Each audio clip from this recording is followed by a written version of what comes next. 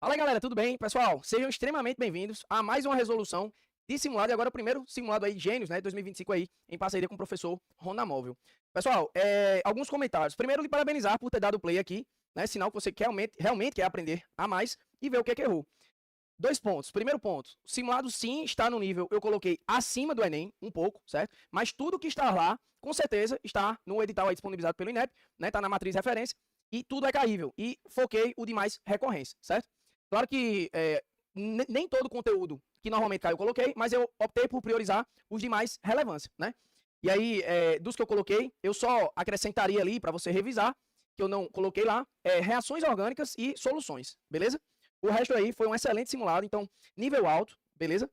E vamos embora. Vou resolver todas aí para você entender que, na verdade, tudo é muito fácil. É tudo questão de treino, beleza? Eu creio que você vai passar esse ano. Pessoal, primeira questão diz o seguinte.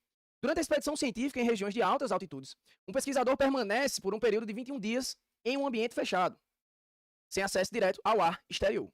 Para garantir a qualidade do ar respirado no interior desse ambiente, são utilizados filtros químicos capazes de absorver gás carbônico, CO2, exalado durante a respiração. Sabe-se que, diariamente, aí sempre circula, tá? Né? Informações aí precisas da questão, né? Para você não voltar. Você tem 3 minutos por questão do dia da prova. Sabe-se que, diariamente, uma pessoa adulta elimina cerca de 450 litros de CO2 nas condições ambiente de temperatura e pressão, CATP. Considerando que esses filtros contêm hidróxido de potássio, que reage com o CO2, formando carbonato de potássio e água, determine aí a massa do hidróxido de potássio em toneladas, beleza? Com rendimento aí de 50% aproximadamente, que vai ser necessária para sobreviver 42 dias. Beleza. 42 dias, né? E eu ainda pedi, né? E a explicação possível para colocar por que eu coloquei aí o filtro dentro desse CO2, por que eu coloquei aí hidróxido de potássio, beleza? Então, eu sempre me preocupo como a gente vai se situar no dia da prova, né? Um monte de questão, matemática, física, biologia. Pessoal, ele relacionou o CO2, foi ou não foi? Com a massa de hidróxido de potássio. Então, sempre que eu estou relacionando mais de um cara em química, eu estou fazendo uma proporção entre eles, portanto, o nome desse assunto é estequiometria, certo? Bom, é uma questão de estequiometria, a gente reconheceu. E para fazer estequiometria, tem uma espécie de checklist, mas não pode ser decoreba, inclusive anote aí. Primeira coisa, para você fazer a proporção entre eles, você tem que saber quem são. Então, primeira coisa que você tem que fazer é montar a reação. Montar a reação. Normalmente o Enem, tá? Ele dá essas reações, mas não é sempre. E essa reação, inclusive, é a segunda outra forma que o Enem mais cobra, que é, ele não dá escrito na reação, mas ele dá em texto. E essa questão aí, eu dei a reação em texto. Eu disse que o CO2 estava junto do hidróxido de potássio, porque eu elimino o CO2 e o filtro tinha hidróxido de potássio, e o filtro era usado para sobreviver. E para sobreviver, eu libero o CO2. Então, se o filtro é usado para sobreviver, e para sobreviver eu uso o CO2, eu estou relacionando o CO2 com hidróxido de potássio, porque o hidróxido de potássio vai estar no filtro. E eu preciso remover esse filtro. Né? Remover esse CO2, eu vou remover esse CO2 através do filtro. Beleza, então, eu já disse que o CO2 vai estar em contato com hidróxido de potássio, beleza? Mais KOH. E essa reação aqui, eu já disse também o que é formado. Vai ser formado carbonato de potássio e água, beleza? E aqui eu já sei, né? Onde muita gente erra, na questão da nomenclatura. Moisinha, mas o Enem nunca vai querer saber essas coisas. Vai sim, pessoal. Os principais a gente tem que dominar. Eu não quero que você saiba quem é o dicromato de potássio, né? Não quero que você saiba quem é o ácido hipo, né? O ácido boroso, perdão. E os principais o cara tem que saber, não tem escapatória. Então tudo aqui é plausível de cair. E o carbonato é um cara muito forte. Então, quem é o carbonato de potássio? Bom, esse ato é uma terminação para sal, beleza? Isso é um sal, sempre a forma ato. A gente tem uma frasezinha de equivalência entre sal e ácido, que é bico do pato, ceboso mosquito e hidricoeto. Aí eu não posso, né, explicar tudo em uma questão só, eu vou direto ao ponto. Mas todas as terminações ato, ito e eto são terminações de sais. Então isso aqui é um sal. E para eu saber quem é o sal, eu tenho que descobrir o ácido que ele veio, né, na sua formação. E o ato, né, bico do pato, o ato sempre equivale ao ico. Por isso que é bico do pato. Então, esse carbonato, ele veio, portanto, do ato ico. Ele veio do ácido carbônico. E o ácido carbônico, pessoal, é o H2CO3, beleza? Para você chegar aqui, aí já é, né, algo a mais. Então, eu vou tentar deixar o mais enxuto possível essa resolução. E já quero lhe dar uma dica, certo? Nomenclatura é um dos grandes pilares aí para a sua prova. E Mas eu tenho que dominar? Não, mas os principais, pessoal, o cara tem que saber. Esse aqui é um dos componentes da chuva ácida, é o ácido carbônico. Guarde ele. Inclusive, tem outros dois que eu também queria que você guardasse. Esse aqui é o principal vilão da chuva ácida, ácido sulfúrico e o HNO3. O Enem, normalmente, esse é o universo aí dos ácidos que o cara tem que saber a fórmula, professor. Você tem que saber a fórmula. E por mais que eu esteja soltando assim para decorar, em sala de aula eu explico direitinho, mas se eu fosse explicar direitinho para chegar aqui, ia depender de inox, enfim, ia perder o sentido. Então, é uma questão de estequiometria. Para eu fazer a proporção entre eles, eu tenho que saber quem são os caras. Então, tenho que fazer, primeira coisa, a reação. E a reação, normalmente, ele dá, e quando não dá, o outro lado, que também é muito comum, é ele dar no texto. Ele diz que o CO2 com KOH formava o carbonato de potássio. Aí eu relembrei, esse átomo é um sal, ele vem do bico do pato, e ele veio do ácido carbônico. Esses três aqui é bom você guardar, tá? Ácido carbônico. Esse aí é o ácido carbônico. Porque se você calcular o NOx aqui, vai dar mais 4. E a terminação ICO é o NOx maior da família dele, né? A família 4A, quando o cara é o elemento central, né? Ele pode ser mais 4 ou mais 2. Oxiácido, ele é mais 4 ou mais 2. Como é ICO, a terminação RICO, ICO é quando o NOx é igual à família. Para ser ICO é mais 4. Aí, para ser mais 4, esse é o H2CO3. É porque falando assim fica muito grego, né? Por isso que eu não gosto tanto de abordar isso daí, mas eu quis realmente subir. Esse é o ácido carbônico. E se esse é o ácido carbônico, o ácido forma o sal. Só que o sal ele é formado entre um ácido e uma base. Quem é a base? É o potássio. É o carbonato de potássio, né? E o potássio, a base dele é hidróxido. Hidróxido é a terminação para base. É o hidróxido de potássio. E quem é a base? KOH. Dica. Para você saber a base, é só você lembrar do NOx. O NOx do potássio, como ele é da família 1A, é mais 1. Se é mais 1, ele tem uma hidroxila. Então, esse carbonato de potássio, ele é um sal que vem do ácido carbônico, pela terminação, ato, troquei por ico, e a terminação ato, ou carbonato de potássio. Achei o ácido e achei a base. Potássio é o KOH, beleza? Bom, e aí para formar o sal, eu vou pegar a carga do metal e reagir com o ânion do ametal. Sempre o ânion, quando a gente corta um composto, a gente corta depois do primeiro elemento. Então, a parte negativa é o CO3. Então, eu vou pegar o CO3 e vou colocar do lado, CO3, deixa eu botar aqui, e vou colocar do lado do potássio.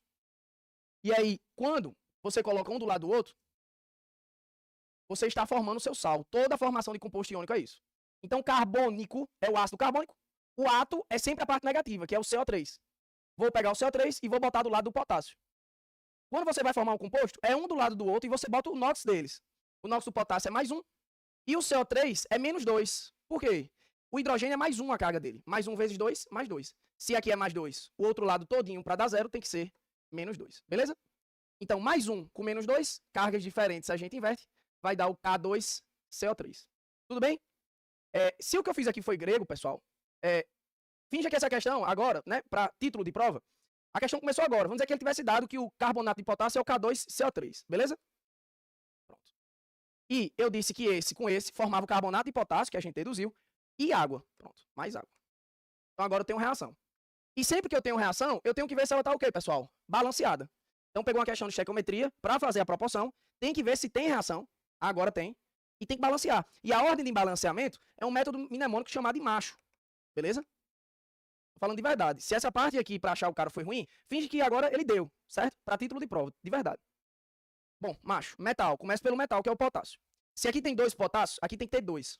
Pronto. Aí eu já boto um aqui, né? 2 de um lado, 2 do outro. Aí, um carbono, né? Na sequência macho, metal a metal, carbono, hidrogênio e oxigênio. Um carbono, um carbono. Bom, a quantidade de hidrogênio, né? 2 hidrogênios aqui. Na sequência é o hidrogênio. Tem 2 na esquerda, tem que ter 2 aqui. 2 vezes 1, 2. Beleza? Aí deu certo, ó. 4 oxigênios do lado direito, 2 aqui, com 2 aqui, 4 do lado esquerdo. Já tem uma reação, já está montada, já está balanceada. Beleza? Agora sim eu vou para a minha regra de 3. E que é a proporção, né? Regra de 3 literalmente é a proporção. E a regra de 3 é entre o KOH e o CO2. Por quê? Se ele diz que para sobreviver tem que liberar CO2, quantos litros? Cada dia, né? Libera 450 litros de CO2. E para eu filtrar esse CO2, eu botei o KOH. Então, eu estou dizendo que, de forma direta, o KOH está relacionando com o CO2. Porque é o KOH que vai retirar o CO2. Inclusive, eu até perguntei o porquê que é o KOH. Então, tudo bem. Estou relacionando os dois. Regra de 3 entre os dois. Normalmente, a sua prova já vem montada e balanceada. Certo? Não é sempre. Por isso que eu puxei o nível aí. Então, entendemos que tem que relacionar os dois. Agora eu vou resolver a minha questão. Sempre a linha de baixo, pessoal, do jeito que eu faço estequiometria, é a linha do comando e a de cima é a da reação. Se você não for aluno do curso, não estranhe, mas eu lhe digo com todo o coração bondoso. Faça desse jeito. E eu duvido você errar uma questão. Mas eu errei por conta da nomenclatura. Aí tudo bem. Aí você vê o seu erro. Errei por conta da matemática. Aí você vê o seu erro. Errei por conta de tudo. Beleza, aí vê o seu erro. Mas agora é onde de fato é a estequiometria. Passa o traço entre eles e sempre o valor do comando é embaixo. Então, e aí você sempre vai por uma regra de 3. Então, ele diz que 450 litros de CO2 é liberado todos os dias, não foi, ó? Ele botou aqui em cima, deixa eu subir para vocês verem. Diariamente é liberado aí 450 litros de CO2. Beleza. E aí ele perguntou, Moisinha, eu quero sobreviver não é um dia com 450 litros. Eu quero sobreviver 42 dias. Quanto de massa de hidróxido de potássio eu vou precisar? Então, quanto de massa de hidróxido de potássio eu vou precisar? X. Aí você bota sempre o que é que você quer aqui. Você quer o que aqui, né? Eu coloquei litros. Né? O comando da questão não é litros, eu não botei 450 litros. Então, do jeito que ele deu, você coloca 450 litros. Porém, pessoal, isso daí é para um dia. E eu queria quantos dias? 42 dias. Aí vai ser 450 vezes 42, que eu quero sobreviver não é um dia, é 42 dias. Acabou a questão. Detalhe aí que eu botei como distrator, eu até falei com os alunos, eu disse, foi o melhor simulado que eu já fiz na minha vida, assim, bom, sabe, com muita pegadinha. Então, assim, refaz ele entendendo. Seu nível vai subir muito. Porque eu coloquei aqui 21 dias, mas não pedi 21 dias. Ali é distrator, e o Enem ama isso. Eu pedi por 42 dias, entendeu? Aí teve gente com certeza que usou 21 dias, e eu botei a resposta. Bom, entendemos, relacionamos, aí agora acabou. Por quê? Regra de 3 é matemática. E quando a gente faz proporção, na mesma coluna tem que ser a mesma grandeza. Então, se embaixo você botou litro, em cima também é litro, só que é litro da reação. Como assim, Moisés, litro da reação? Esses valores de cima são os valores que o Enem tem que dar. É a massa da reação, ou seja, a massa molar. É o litro da reação, ou seja, o volume molar. Ele dá, ou quando ele arrocha muito, envolve gases, que você tem que descobrir. Aí ele tem que dar pressão, temperatura e volume. Não foi o caso. Os valores que ele dá, né? Aqui é a massa atômica, né? Que equivale à massa molar, e o volume molar. É sempre na linha de cima. Então, se embaixo é litro, em cima é litro. Só que é litro, né, da reação, que é o valor do dado que ele tem que dar. Qual é o litro da reação, Moisinha? Eu disse que cada mol vale 25 litros.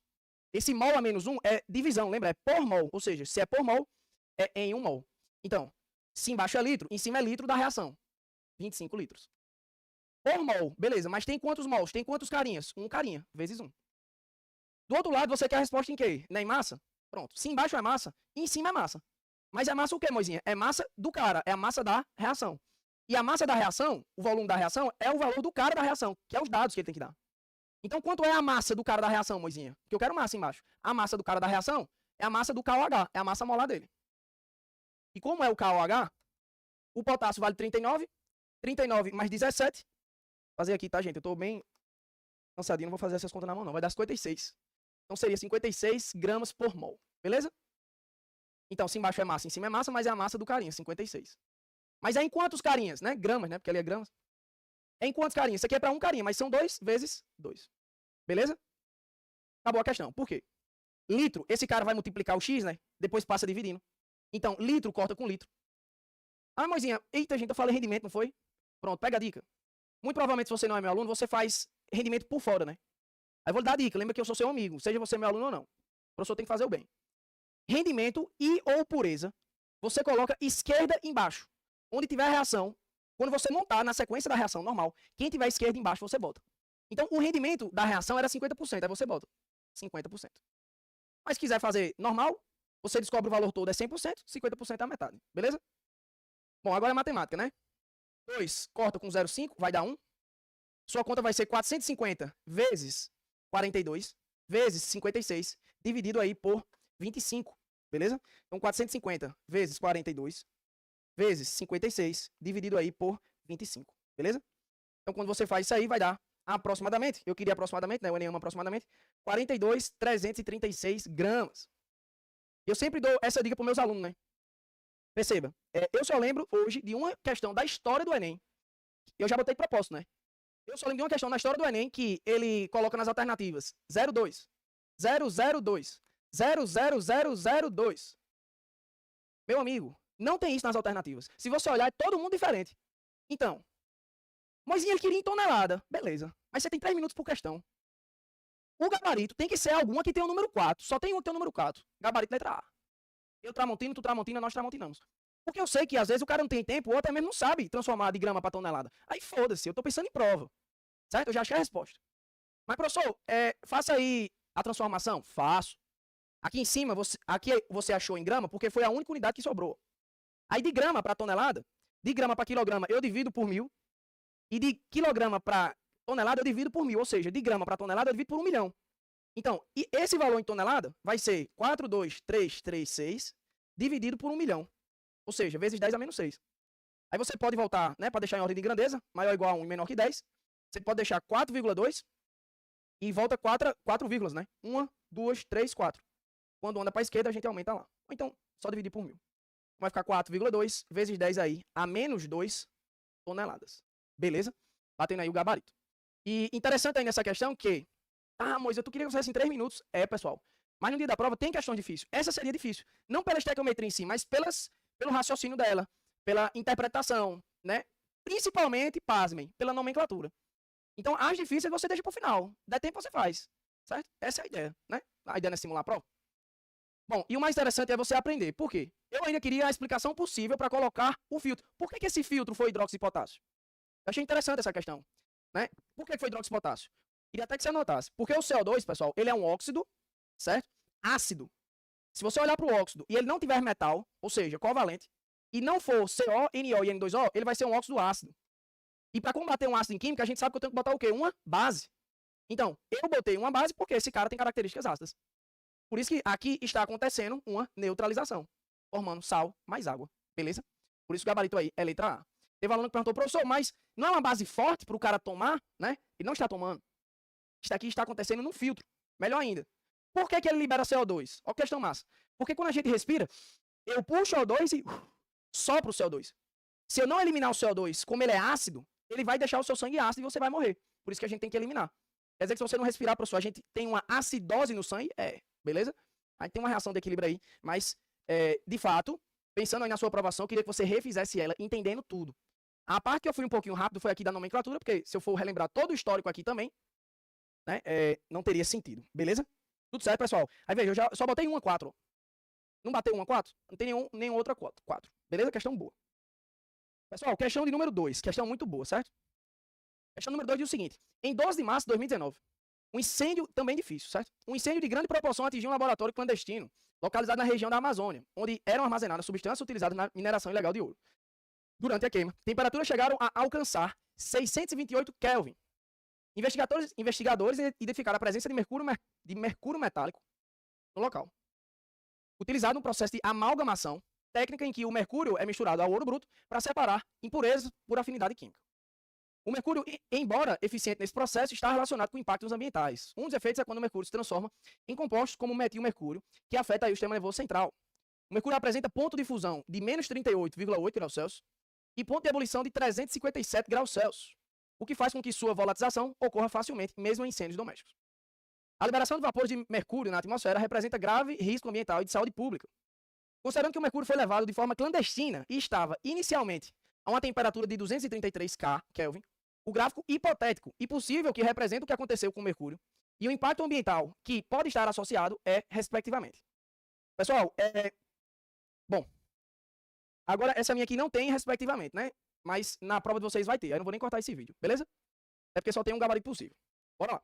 Eu queria que num gráfico hipotético dessa situação criada, a gente construísse um gráfico do que aconteceu com o mercúrio ao longo do incêndio.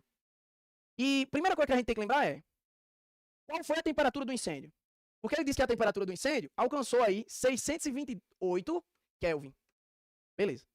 E aí eu quero que você mostre o que aconteceu com o mercúrio ao longo do incêndio. E aí, quando a gente olha para os gráficos aqui, A, B, C, D e E, né? E D, perdão, eles estão relacionando temperatura, né, por tempo. E a letra E não relaciona nada de gráfico. A letra E diz que apenas com as informações citadas não é possível afirmar sobre esse tipo de gráfico, pois a liga de amálgama é uma mistura eutética. E os gráficos estão apontando gráficos de uma substância pura. Bom, essa letra E, amálgama, sim, é uma liga. Inclusive é uma liga metálica, né, homogênea. E sim, né, ela tem aí características eutéticas. Aí você diz o gabarito é letra E. Mas não. Eu fiz estudando, gente, esse simulado. Por quê? Eu não queria, eu falei da amálgama, distratou, mas eu não queria nada da amálgama. Eu queria que a gente representasse o que aconteceu com o mercúrio. não era com amálgama, não era com metilmercúrio, era com o mercúrio. Então, se eu quero um mercúrio, ele está sozinho. Automaticamente, se eu tenho só um, né, um tipo de molécula, eu estou falando de uma substância pura, né? Inclusive, essa daqui é simples, porque só tem um elemento. Então, o meu gráfico não é de mistura eutética, é de substância pura, porque eu só quero do mercúrio. Já não é letra E.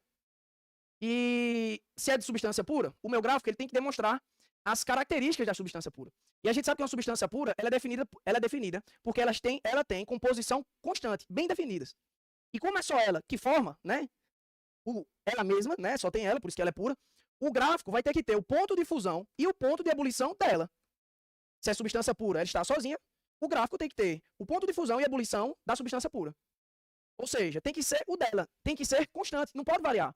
Porque se é o dela e pronto. Então o gráfico de uma substância pura é sempre CTE. O que é CTE, Moisinha? Constante. O gráfico de uma substância pura, se você for lembrar, né, temperatura por tempo, é sempre uma reta. Duas retas. Lembra que essa primeira aqui é fusão, né, gente? Ponto de fusão e aqui é ponto de ebulição. Beleza? Moisinha, mas no gráfico não mostra nenhuma dessas. Pois é. Olha que questão massa. Por quê? A gente entendeu que é substância pura, então tem que ser A, B, C, D ou E. Mas quando você olha no gráfico, nenhuma das letras, nem A, nem B, nem C, nem D, tem duas retas. O professor tem, ó, uma, duas. Não.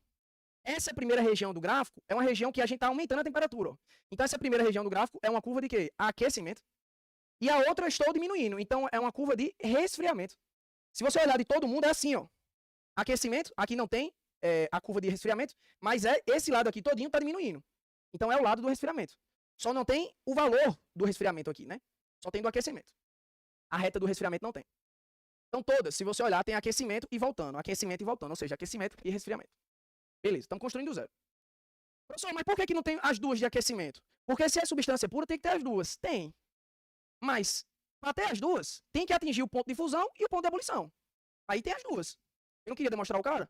Eu não queria demonstrar o cara no que aconteceu durante o incêndio? Então, o incêndio é 628 Kelvin. Será que 628 bate no ponto de fusão e ebulição para mostrar os dois? Bora ver. Entendeu? É uma questão massa para o cara refazer. Então, o ponto de fusão ele diz que é menos 38,8 graus Celsius. E como aqui em cima está em Kelvin, e os pontos estão em graus Celsius, para você fazer a mesma leitura, ou você deixa tudo em graus Celsius ou em Kelvin. Como aqui tem 2 em graus Celsius, né? Tem 2 em graus Celsius, eu vou deixar esse aqui em graus Celsius também. De graus Celsius para Kelvin, a gente soma 273, né? Então, de Kelvin para graus Celsius, eu subtraio. Vou fazer aqui porque é bem 3 horas da manhã já. Então, vai daí, isso daqui equivale a 355 graus Celsius, beleza? Aí agora vai fazer mais sentido. Ele botou os caras até 355 graus Celsius. O ponto de ebulição aqui é um 7, tá, gente? Beleza. Isso aqui é um 7. Ele botou os caras até 355 graus Celsius. O mercúrio foi a uma temperatura até 355 graus Celsius. Aí me diga uma coisa. Você acha que o gráfico vai mostrar os dois pontos ou apenas um deles? Não sei, Moisinha. Compare. Porque se o ponto de ebulição é 357, ou se o ponto de ebulição é 357, que ele deu, tem que dar, e o de fusão é menos 38,8, se um incêndio chegou até 355, ele não chegou a se transformar em gás. Ou seja, não atingiu o ponto de ebulição, porque o ponto de ebulição é 357 e é maior do que 355. Então aqui não chegou no ponto de ebulição. Se não chegou, chegaria mais ou menos aqui, ó. Se não chegou no ponto de ebulição, o meu gráfico não vai ter o ponto de ebulição, só vai ter um ponto, que é o ponto de fusão. Beleza? Tudo certo? E eu ainda disse, né? Eu ainda disse que, inicialmente, o mercúrio ele estava a 233 Kelvin. 233 Kelvin, quando ele começou o incêndio, era a temperatura que eu disse que estava começando. E 233 Kelvin para graus Celsius, ou seja, ele estava, inicialmente, a menos 40 graus Celsius. A menos 40 graus Celsius, que era a temperatura que ele estava o quê? Sólido. Porque o ponto de fusão não é a mudança do sólido para o líquido, né, gente? Se eu estava inicialmente a menos 40, menos 40 é menor, matematicamente falando, do que menos 38. Então, eu estava o quê? Sólido. Quando eu estava sólido e eu fui submetido até 355 graus Celsius durante o incêndio, passei do ponto de fusão. Então, eu sou, no mínimo, líquido, só que eu não cheguei no ponto de ebulição. E a ebulição é do líquido, e a ebulição é do líquido pro gasoso. Beleza? E eu não me transformei em gasoso. Então, eu só vou mostrar uma região de propriedade física, que é o ponto de fusão, porque foi a única que eu cheguei. Eu não cheguei no ponto de ebulição. Por isso que tem uma só. Mas todas têm uma só. Qual questão massa? E aí, gente, você vai refazer essa questão aqui para quem tem uma base muito forte, era muito rápida. Por quê? Eu até falo isso em sala de aula, né?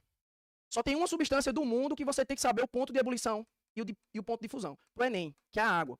ela a 0 metros, ou seja, nível do mar, que é 1 atmosfera, o ponto de fusão dela é 0 graus Celsius e o de ebulição é 100 graus Celsius. É a única. Você tem que saber, né? A água aí é o solvente universal, você é formado por água, etc. E por que eu estou relembrando isso? Por quê? Ebulição é a temperatura que muda do líquido para o gasoso. Ebulição.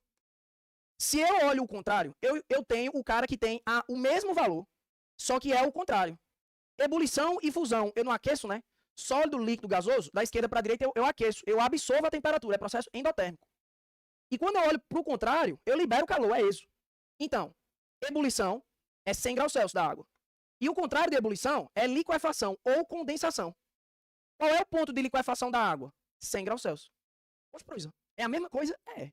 Sempre foi. Porque é substância pura, é constante. E sempre o ponto de ebulição equivale ao de liquefação. Do mesmo jeito, fusão. Fusão, né, do sólido para o líquido. E do líquido para o sólido é o quê? Solidificação. Eles se equivalem. O de fusão é 0 e o de solidificação também é 0. Beleza? Sempre equivale, mozinha. Até para mistura, tá? Um sempre equivale ao outro. Eles são iguais. A diferença é que um aquece e o outro resfria. Então aqui iria de menos 99 para 101. E o contrário iria de 101 para 99. Moral da história. Lhe ensinei do zero, por isso que estamos demorando. E essa questão mesmo, para quem tem a base forte, que se você não tem, vai ficar, porque eu creio que você vai passar. Amém? Eu confio. O cara ia reconhecer que é uma substância pura. Olha como era fácil, né? Agora, ia reconhecer que é uma substância pura, porque o cara tá sozinho. E se ele tá sozinho, automaticamente o gráfico ou é A, B, C ou D. Porque só tem uma reta. Beleza, quem tem reta é substância. Beleza, né? Mas não pode ser eutética e azeotrópica? Mas nem é eutética nem azeotrópica, porque é substância pura, ele tá sozinho. E todos os gráficos da esquerda só tem uma reta. Então, em nenhuma situação, se você pegasse isso, você ia demonstrar os dois. Porque não chegou nos dois. Aí eu provei, mas né? Não precisaria. E aí o que acontece? Se a gente entendeu que pegou o ponto de fusão e o ponto de fusão é aquecendo, se eu estou voltando, se esse aqui só pode ser o ponto de fusão, se eu estou voltando, o contrário de fusão é quem, gente? Liquefação. E tem que ser o mesmo valor. Então, o incêndio pegou fusão e resfriou. Se pegou fusão e resfriou, o mesmo ponto de fusão tem que ser o de solidificação, porque eles se equivalem. Se esse ponto é o de fusão, o outro, que é igual a ele, só pode ser solidificação. E tem que ser o mesmo valor. A única que mostra retinho constante é a letra D. Esse ponto é o mesmo desse. Inclusive, eu poderia ter perguntado, que ponto é esse que está mostrando? É fusão. E o outro? Solidificação. Porque não chegou no ponto de ebulição. Se aqui fosse ebulição, ali seria liquefação, porque é o mesmo ponto. A diferença é que um aquece e outro resfria. Questão muito boa. Também seria considerada difícil, né? Beleza? O de vocês aí, pessoal, tem impacto ambiental, né? E o impacto ambiental eu não botei aqui, mas o de vocês vai ter. Aí quando um metal pesado, quiser anotar aí, tem uma densidade maior do que 4, ele se acumula em um ser vivo, a gente chama de bioacumulação. Quando é ao longo da cadeia, a gente chama de magnificação trófica. Beleza? Então aí, gabarito letra D, né? Aí foi colocado aí ao longo da cadeia, então o gabarito aí vai ser magnificação trófica. Beleza? Questão aí muito boa, muito bacana aí pra vocês. Beleza? Pessoal, questão 3. Bom, eu não vou ler esse texto, tá? Mas muito provavelmente você leu, fez a prova. E basicamente eu disse que a energia dos caras, a energia da ligação, influenciava na formação de ácidos e ácidos tóxicos, né? Produtos tóxicos que são ácidos. Beleza? Eu falei isso aí no texto. E aí, tá aí a tabela. Bora ver o comando da questão. Sabendo que esses gases interagem com vapor de água atmosférico, formando ácidos, tá vendo? Ácidos são tóxicos, que contribuem para a acidificação do ambiente. A equipe de controle ambiental calculou a energia envolvida na decomposição térmica das moléculas diatômicas originais para estimar os riscos envolvidos. Com base nessas informações, o hidrácido, que tende a persistir mais no ambiente, e a associação entre a acidez dos ácidos citados é. Então, eu queria que entre esses 4 hidrácidos e HF, qual deles persistem mais no ambiente? E aí no texto, se você leu, até dá para ter a ideia, mas se não tiver tido a ideia, eu acho que dá pra gente montar. Porque a tabela envolve energia de ligação. Para cada carinha, mol, existe uma quantidade de energia. Então a gente tem a energia relacionada ao HF, aí é só juntar, gente. Ó. Tem muita coisa que é para assustar. Quanto é que vale a energia do HF? 568, ó. HF. Pegou? A energia do HCl vale 431. E a energia do HBr vale 366. E a energia do HI vale 298. Se eu tenho uma energia muito grande, isso significa que a minha atração é muito grande. E se a minha energia da ligação é muito grande, a minha atração é muito grande, se eu coloco calor, é mais difícil eu quebrar para decompor o cara. Então, os caras que têm maior energia de ligação, eles são mais difíceis de serem quebrados.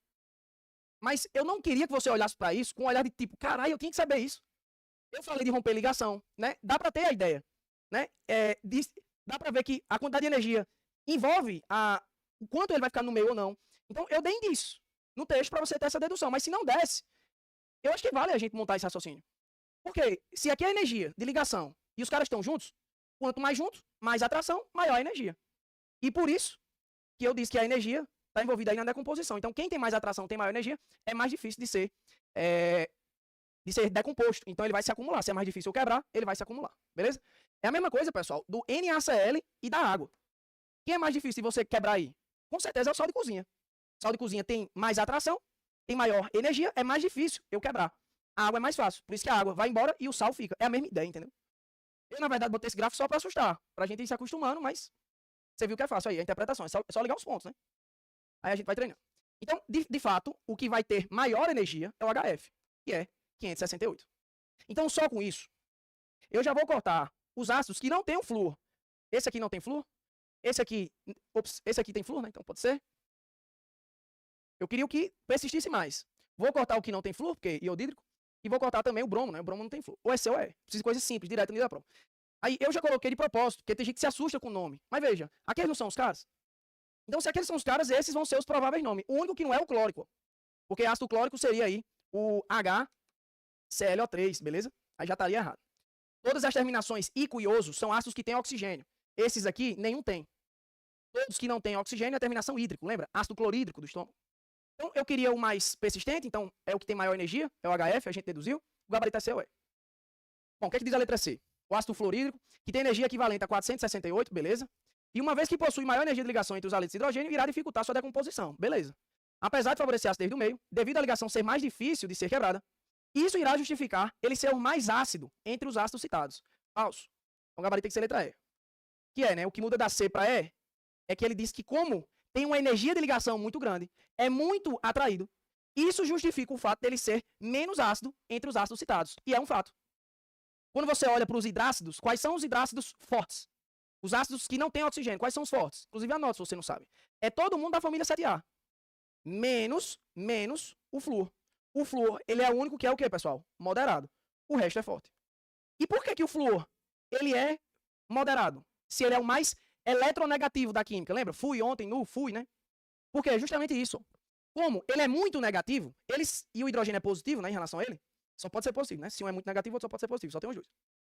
Como ele é muito negativo e o hidrogênio é positivo, eles vão se juntar muito. Tem muita atração. Por isso que o valor da energia é grande. E como tem muita atração, é muito difícil eu liberar H+. Por isso que ele é pouco ácido comparado com os outros. Porque quem libera H+ é ácido. E aí, por isso que o gabarito é letra E. Questão boa.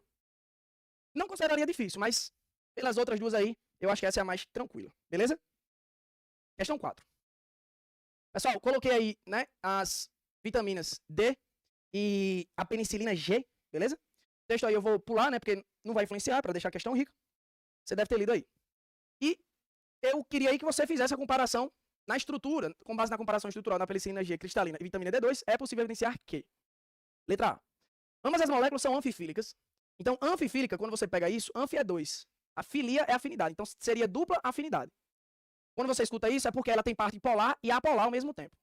Será que tem? Bora ver. Pessoal, sempre que eu tenho carbono e hidrogênio, todos os hidrocarbonetos são apolares. Lembra? Petróleo, né? Petróleo é quase 100% hidrocarboneto, ele é apolar. Né? Gasolina, enfim. Então, carbono e hidrogênio, se você vir carbono e hidrogênio, é sempre apolar, certo? Então, essa região aqui é apolar. Só que a parte das funções, função que eu digo diferente de hidrocarboneto, todas as outras, diferente de hidrocarboneto, elas vão gerar carga. Porque a gente sabe que o carbono é o oxigênio é o segundo mais negativo da química, né? Então ele vai gerar carga. Ele vai gerar vetor. O vetor, quando a gente puxa, vai sempre para o mais eletronegativo. Então aqui vai gerar carga. Por isso que essa regiãozinha aqui, a gente diz que é uma região polar. Mas olha o tamanho da quantidade de carbono para uma regiãozinha polar. Então, ele é anfifílico, mas ele é predominantemente apolar. Beleza? Né? Tem uma partezinha só, inclusive consegue fazer ligação de hidrogênio, mas olha o tanto de carbono. Moisa, quanto é um número? Não tem uma matemática exata porque depende da função. Mas é mais ou menos 3 carbonos para uma função. Se tem essa conta 3 carbonos para uma função, o resultado é polar. Certo? Se tiver muitos carbonos, não precisa decorar isso, é só ver, muito carbono, Porra, isso aqui chama a atenção, né? E a penicilina G, será que ela é anfifílica? Ela que é, né? Olha o tanto de parte, função que tem, né? 1, 2, 3, 4, né? 5.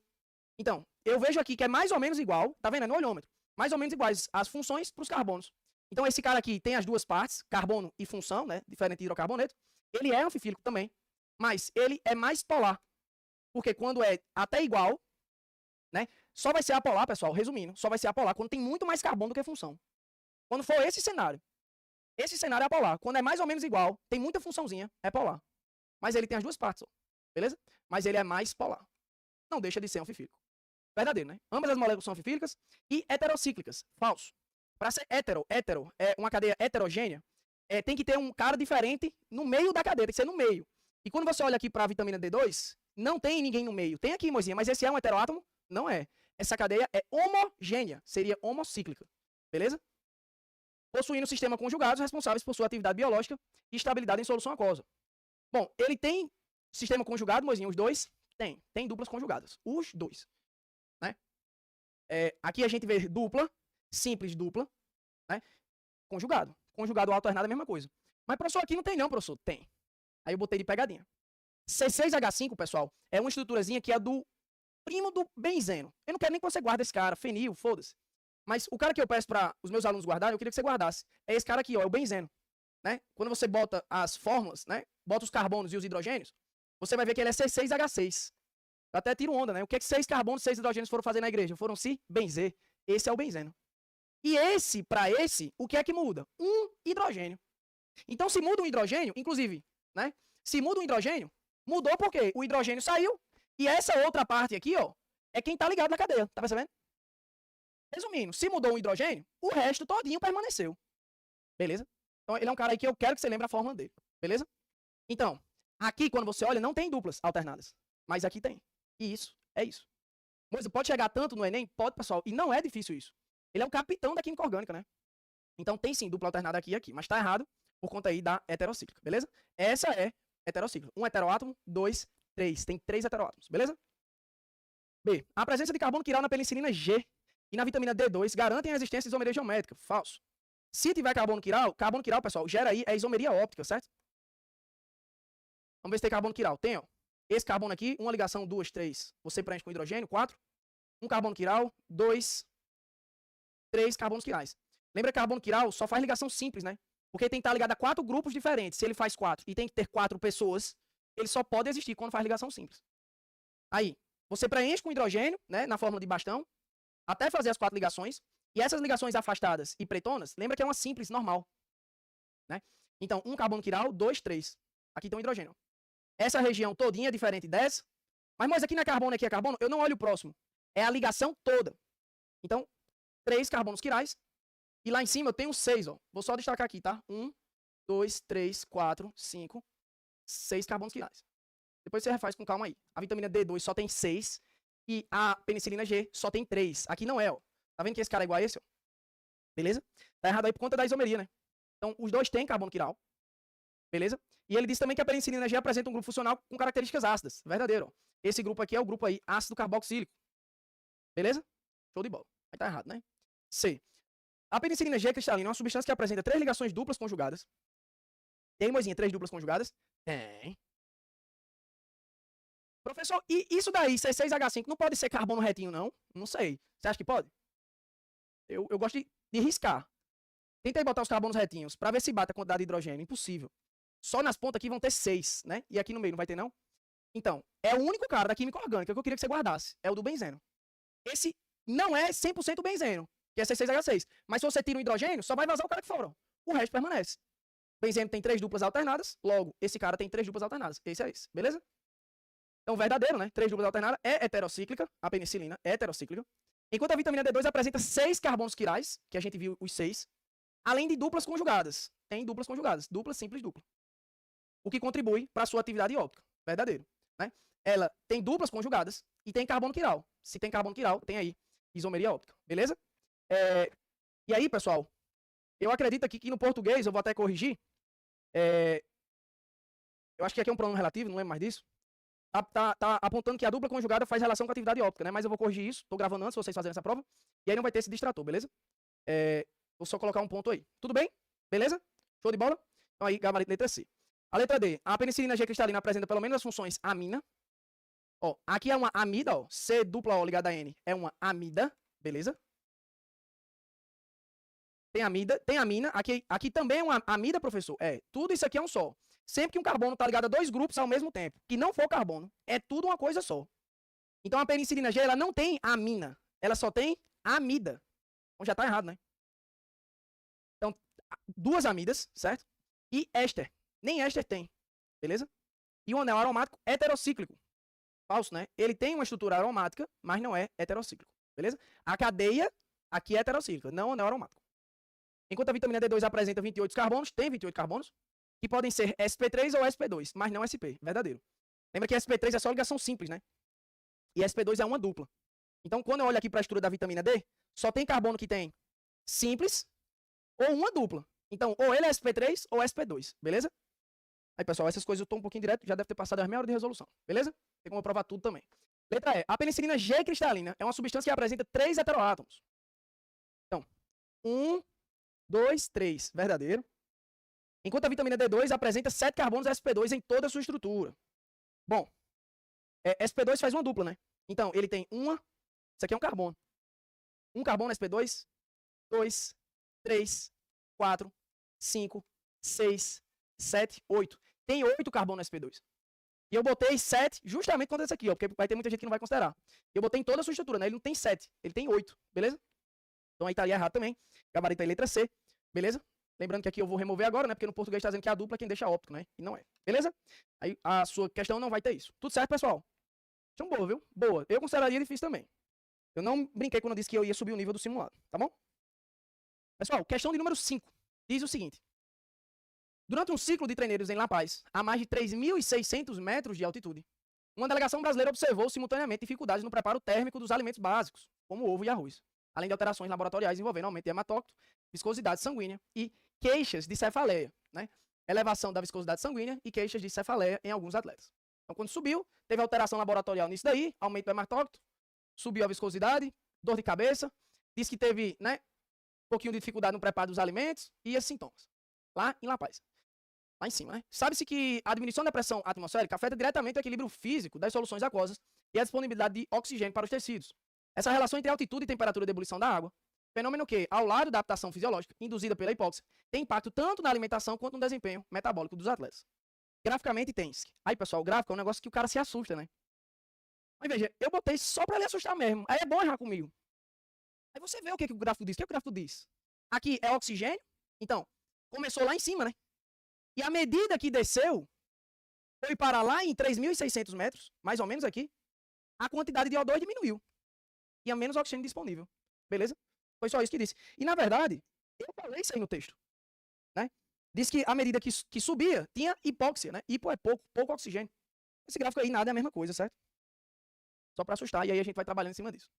Com base nos princípios da fisicoquímica, fisiologia e homeostase, assinale a alternativa que melhor explica os fenômenos descritos e suas repercussões adaptativas.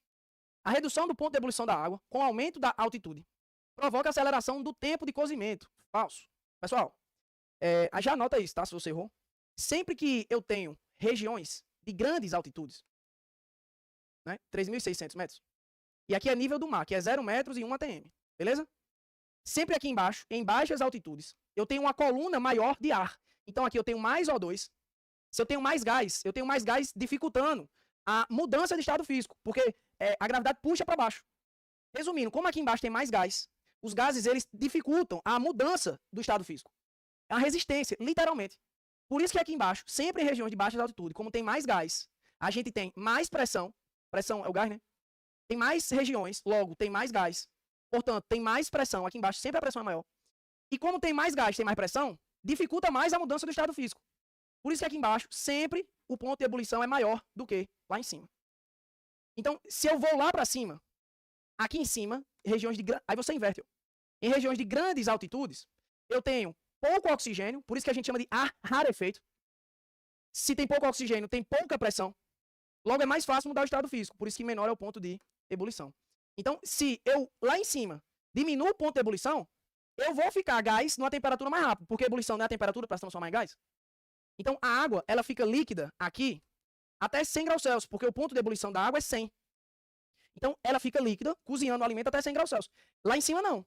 Lá em cima, como o ponto de ebulição diminui, ela fica líquida, sei lá, até 80 graus Celsius, mais ou menos. Então, eu cozinho mais rápido até 100 ou até 80? Mozinha, mas chega em 80 primeiro, foda-se. Mas quando chegar em 80, morreu, não vai cozinhar mais o alimento. E aqui vai chegar em 80 e vai passar, vai chegar até 100. Aí cozinha mais rápido. E o alimento dentro da água líquida 100 ou 80? Porque quem cozinha o alimento é água líquida, não é água gasosa. Isso aí tem que fazer sentido. Então, lá em cima, não acelera o tempo de cozimento, por isso que está falso. Beleza? E o resto aí tá, né? Envolve fisiologia, biologia. E eu acho que já deixei muito tempo. Vou mais direto. Letra B. A queda da pressão atmosférica. Então, lá em cima, concluímos que diminui a pressão. Eleva o ponto de ebulição. Opa, diminui, não eleva. Né? Diminui o ponto de ebulição. Por isso que é mais rápido chegar. Beleza? Reduzindo sua entalpia de vaporização. Bom, aí já envolve os conceitos termoquímicos, eu não vou enlouquecer com isso. Eu preciso dessa ideia bem clear. Beleza? Letra C. A menor temperatura de ebulição da água em altitudes elevadas. Ó, lá em cima tem menor temperatura de ebulição. Verdadeiro.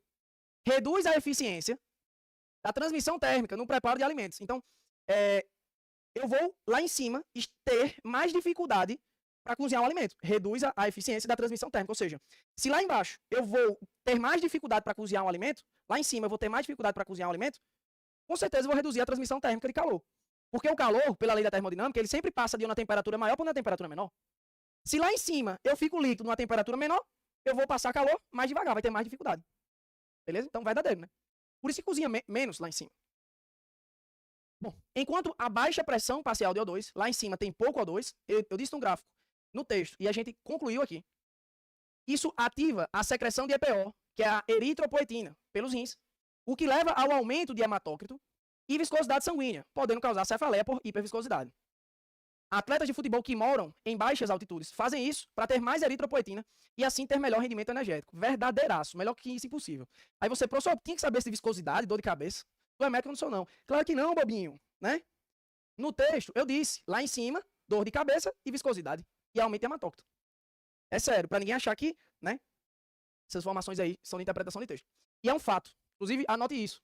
Sempre que a gente vai em países de grandes altitudes, como tem menos oxigênio, há rarefeito, eu tenho dificuldade para respirar. Todo mundo já foi para Bolívia, se não foi, vai um dia, algum país com grande altitude. Você entra lá, você tem dificuldade para respirar, porque tem pouco oxigênio. E aí o rim estimula a eritropoetina a produzir mais hemácia para ter mais rendimento energético, para transportar mais oxigênio disponível, usar o que tem, para dar um jeito aí de compensar isso daí. Então isso é um fato. Por isso que lá em cima aumenta a produção, você tem mais hemácia, logo, melhor rendimento energético, porque não é hemácia que transporta oxigênio, né? Aí quando você volta para local que tem mais oxigênio, e além de ter mais oxigênio, você tem mais hemácia. Só que isso aqui dura até 3 a 4 meses, tá? Porque a hemácia, 3 a 4 meses, ela vai mudar novamente, beleza? Então, gabarito letra C. D. Em altitudes elevadas, a menor energia cinética das moléculas de água dificulta a ebulição. Não, né? Lá em cima, o ponto de ebulição é menor, né? Se eu dificulto, é mais difícil. Lá em cima, é mais fácil. Então, se é mais fácil, eu não dificulto. Beleza? As outras partes aí não tem nada a ver nem no texto eu disse. Tudo bem? Letra E. A menor pressão atmosférica em grandes altitudes desloca o equilíbrio de autoprotólise. Aí veja, nem no texto tinha isso, né? Para a formação de H+, promovendo acidose metabólica crônica.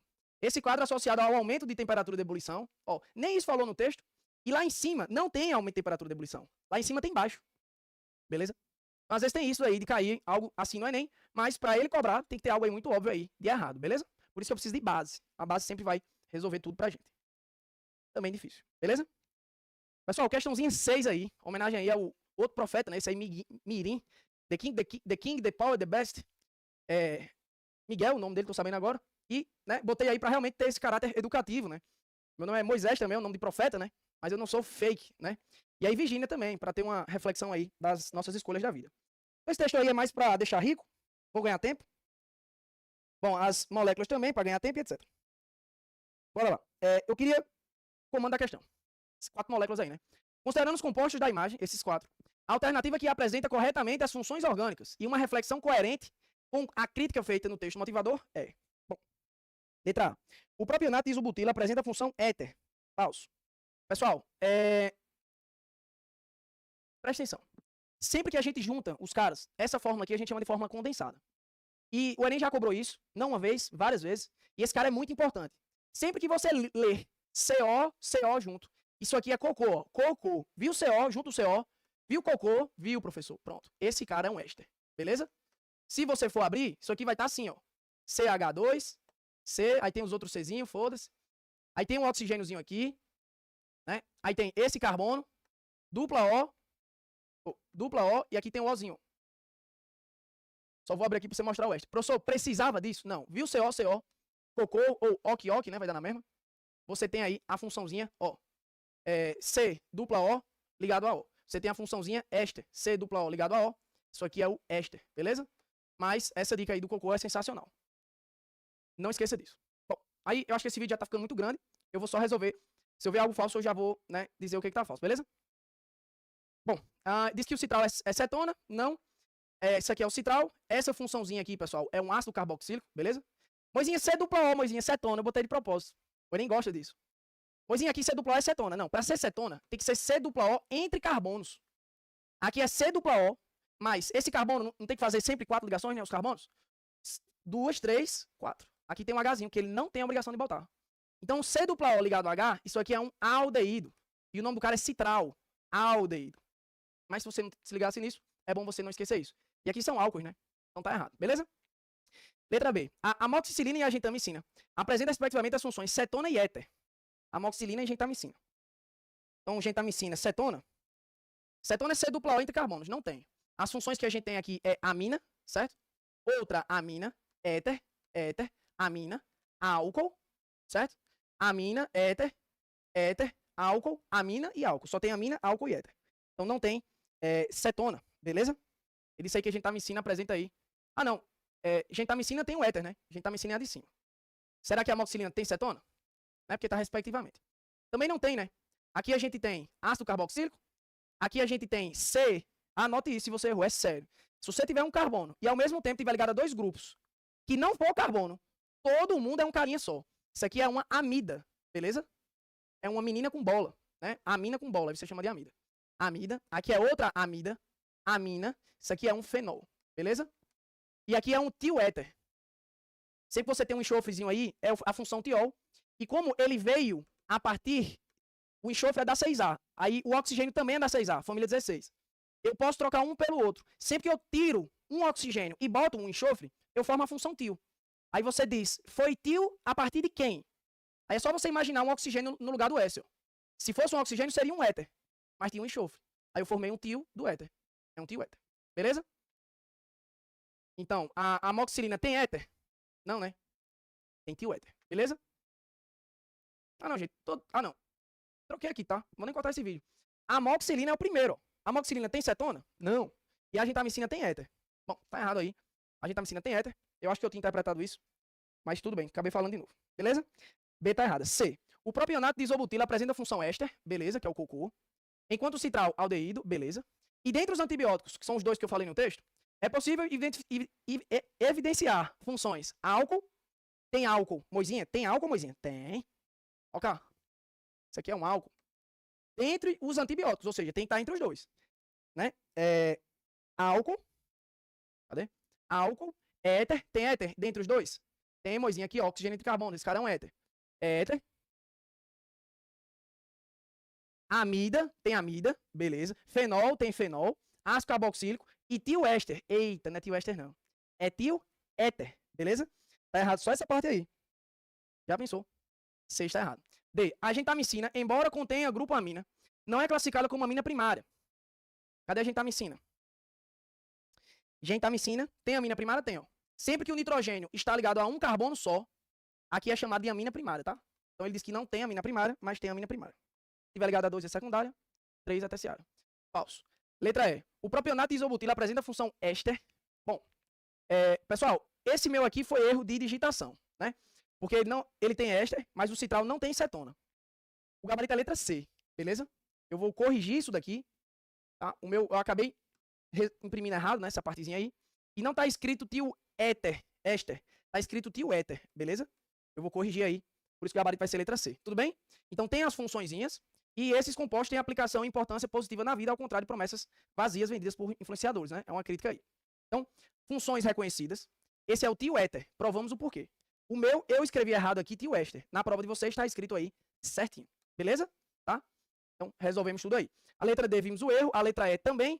Ele disse que o citral tem cetona. E não tem cetona, tem aldeído. E as outras funções a gente acabou comentando também. Beleza? Então, gabarito aí, letra Czinha. Diz que elaborar a questão. Aqui eu gastei 4 dias inteiros. Vocês acreditam? Aí, no mínimo, aí umas 72 a 90 horas. Fazer com calma, né? Pegadinha e tal. Pessoal, questão 7. Ele botou botei o aminoácido aí. Botei essa tabela indicando quem provavelmente pode ser esse R. Beleza? Show de bola. A figura geral do aminoácido, certo? Diz quem era o R. Falei, 2 aminoácidos podem unir-se por uma ligação peptídica para formar um dipeptídeo, conforme ilustrado abaixo para o dipeptídeo precursor do aspartame, aditivo alimentar usado como substituição do açúcar. Então, tinha aqui o dipeptídeo, formou o aspartame. Beleza? Então, o aminoácido geral, eu disse quem era o R, coloquei a reaçãozinha aí para formar o aspartame. 2 figurinhas. 3, né? Aí, veja, são coisas para lhe assustar. Aí você, carai, fumo. Relaxa. Relaxa. Eu disse que eu subi o nível, né? Você refaz, você vai subir muito seu nível. De acordo com a teoria de repulsão dos pares de elétrons da camada de valência, o átomo de nitrogênio, o átomo de carbono, pertencente ao grupo ácido carboxílico, e o átomo de carbono alfa, que eu já disse que é o vizinho do grupo ácido carboxílico, considerando o grupo R como sendo a valina, então aquele R tem que ser a valina, tem geometrias e ângulos equivalentes a, respectivamente. E aí eu dei os números de prótons de cada um, né? Z é o número de prótons. Aí, muito provavelmente, alguém que está vendo essa resolução, né, para a quantidade de aluno que a gente faz, botou essa questão e fez, Moisinha, eu chamei um inspetor, ela está, né, não tem resposta. Porque tu quer de quem? Olha como eu tive a maldade. Aí isso é bom, gente. Porque isso acontece no Enem e, na verdade, não mudaria a resposta de jeito nenhum. Por isso que eu me especifiquei. Por quê? Bora lá, nitrogênio. Tá aqui o nitrogênio. O nitrogênio só está fazendo uma ligação, um carbono, e tem 2 hidrogênios, não é? Tá fazendo quantas ligações? 3. Esse nitrogênio está ligado a 1, 2 carbonos e 3 hidrogênios. 3 ligações. Esse aqui também fazendo 3 ligações, esse 3. O lado de cima também fazendo 3. 1, 2, 3. Então, tanto faz. Porque a geometria, ela não vem de quem são os ligantes, mas sim da quantidade de ligante. Tá? Pelo menos a ideia é essa. E aí, por isso que, né, eu coloquei essa pegadinha. E a geometria de uma molécula, né, inclusive, quiser anotar, é sempre covalente, né, molécula. É só covalente que tem geometria. Então, por exemplo, se perguntar a geometria do NaCl, não existe. Não é linear, porque ele é iônico, é a estrutura de íons, é um retículo.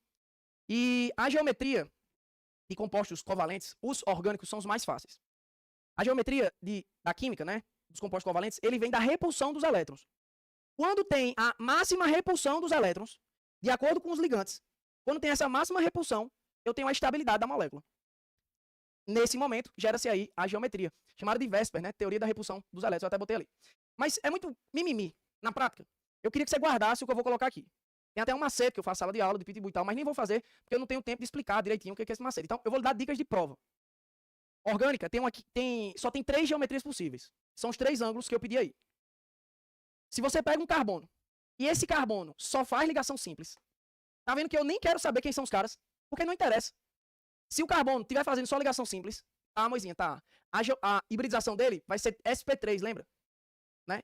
sp3, cada caixinha é um orbitalzinho. S só tem um orbitalzinho, depois é o P, o P tem 3, né? P1 já foi 1, P2, P3. Enfim, carbono, aí dica, né? Isso eu tô me preocupando com quem não domina essas coisas. Orgânico eu queria que você guardasse.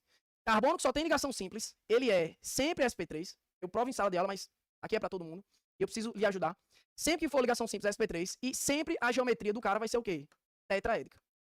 É a única geometria, aqui em química orgânica, dos carbonos, que ela é espacial. Ela é 3D, certo? Ela parece ser 90 graus, né? Um ângulo reto parece, mas não é. O ângulo dela é 109 graus e 28 minutos. É um ângulo aí de extrema importância.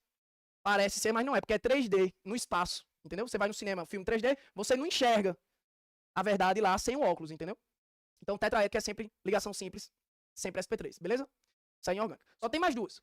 Se o carbono tiver uma dupla, né? Se ele tiver uma dupla, aí é sp1, p2, a geometria dele é sempre trigonal, e o ângulo aqui é uma circunferência, não é 360? Somatório dos ângulos internos de uma circunferência, não é 360? 360 dividido por 3 ligações dá 120. O ângulo da trigonal é 120. O outro é linear. Linear é uma linha, é 180 graus, é metade de uma circunferência. Para ser linear, o carbono ele tem que ser sp. Aí ele tem 2 duplas ou uma tripla. Então você faz assim na prova. Pegou um carbono, tem só simples, sp3 vai ser tetraédrica. Se ele tiver uma dupla, vai ser trigonal. Pronto. Se não for esses dois cenários, só pode ser esse, que é sp, ou seja, ele tem uma tripla ou duas duplas. Aí vai ser linear. Então, perceba, esse carbono aqui, ele faz uma ligação, duas, três, quatro. Ele é ligação simples, ele é sp3. Se é sp3, ele é tetraédrica. Mas, Moisinha, what's going on? Tu nem disse qual composto tu quer. Tanto faz. Mas, na verdade, eu disse. Muito boa, gente, isso aí, olha só. Duas dicas. Orgânica é uma química dos carbonos, não é isso? Então, ele tem que especificar qual ele quer. Moisa, tu não especificou, especifiquei. Eu queria do nitrogênio, já eu faço, do átomo pertencente ao grupo carboxílico e do átomo carbono, que eu já disse que é o alfa, vizinho ao grupo do ácido carboxílico, considerando um grupo R como sendo a valina. Então, tá aqui o ácido carboxílico. Quem é o vizinho? É esse aqui. Mas, Moisés, se eu não olhasse para esse, tanto faz. Esse é o vizinho. Esse carbono é diferente daquele, Moisinha? Não. E nem é diferente desse, vizinho do ácido carboxílico. E nem é diferente desse, vizinho do ácido carboxílico. Se você olhar, todos nessa questão, o carbono vizinho está fazendo só ligação simples. Portanto, todos os vizinhos que tem nessa questão são tetraédrica. E, na verdade, esse R, considerando valina, considerando leucina, isoleucina, as suas partes, todo mundo aqui que se exploda. Porque eu não quero os outros, eu quero ele. E não importa a quem ele está ligado. Ele não vai fazer uma ligação, outra ligação, outra e outra. Só ligação simples. Se é só ligação simples, é tetraédrica. Então, isso aqui foi um distrator. Não influencia. Mas, claro, questão difícil, né? Eu estou extraindo o melhor de vocês. Amém? Então, de certeza, o alfa, que é o vizinho, é só ligação simples. Portanto, ele quer respectivamente. Então, o último tem que ser tetraédrica. Então, já não pode ser trigonal, ó. Pronto. Só com isso aqui você matava a questão. Gabarito. Letra A. Moisinha, mas o ácido carboxílico é trigonal? Tanto faz o ácido, tanto faz, pô. Porque para ser trigonal não tem que ter uma dupla? E duas simples? Em orgânica? Pronto. Aqui é um ácido carboxílico, tem uma dupla. Já é trigonal. Moisinha, esse também, Moisinha, tem uma dupla. Esse é trigonal, esse é trigonal, esse é trigonal, esse também, mas não pedi desse. Todos os carbonos que tem uma dupla é trigonal. Então, eu botei como dificuldade. De que ácido carboxílico? Não influenciava. Tá entendendo? Questão boa, gente. Tetraédrico é 109 graus, trigonal é 120 graus.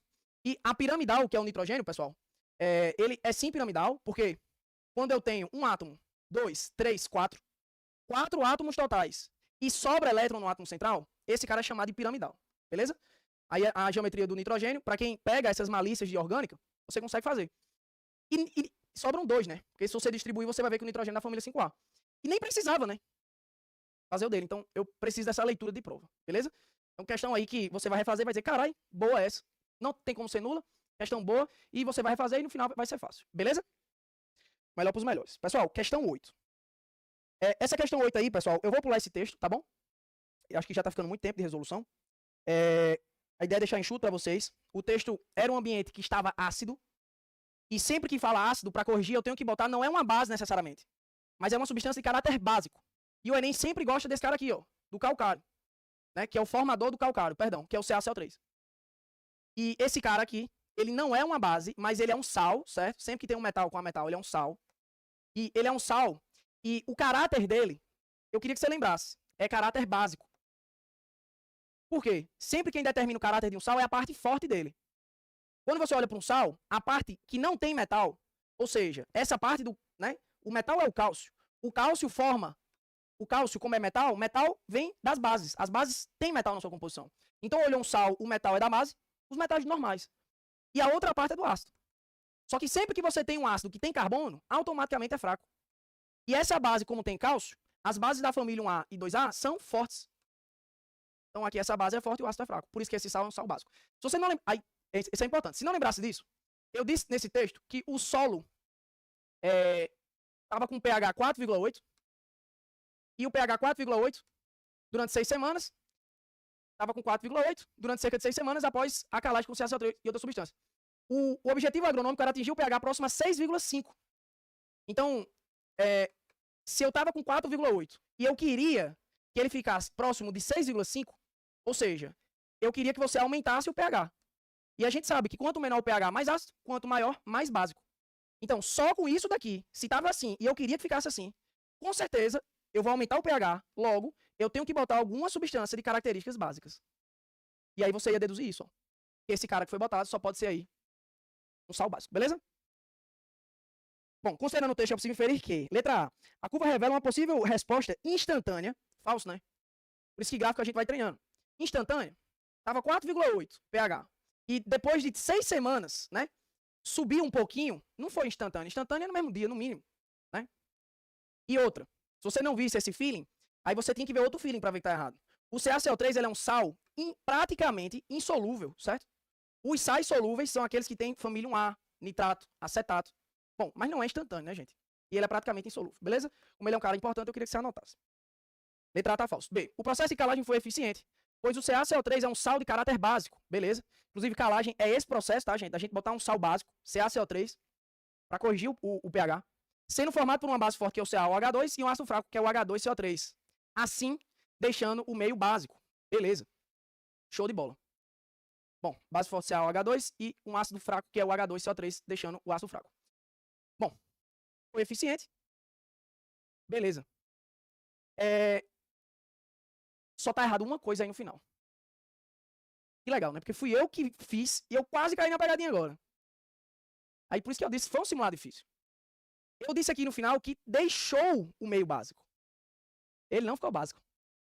Porque para ficar básico, o pH tem que ser o quê, pessoal? Maior do que 7. E no final, ele disse que ficou 6,5. Né? Aqui no gráfico nem chega a 6,5, mas o objetivo era chegar em 6,5. Mas não ficou maior do que 7. Questão massa daí, não? Beleza? Então, tá tudo certo.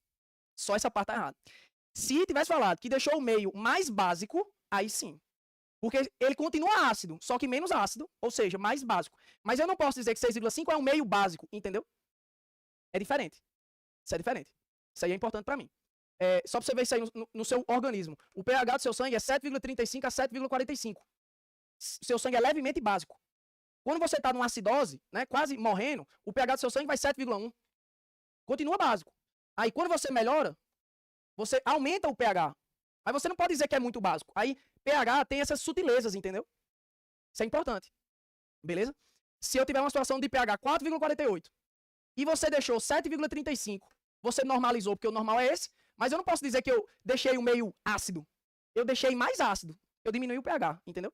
Por isso que está errado. C. A calagem do solo ocorre devido à água reagir com o ânion do sal através da reação de hidrólise.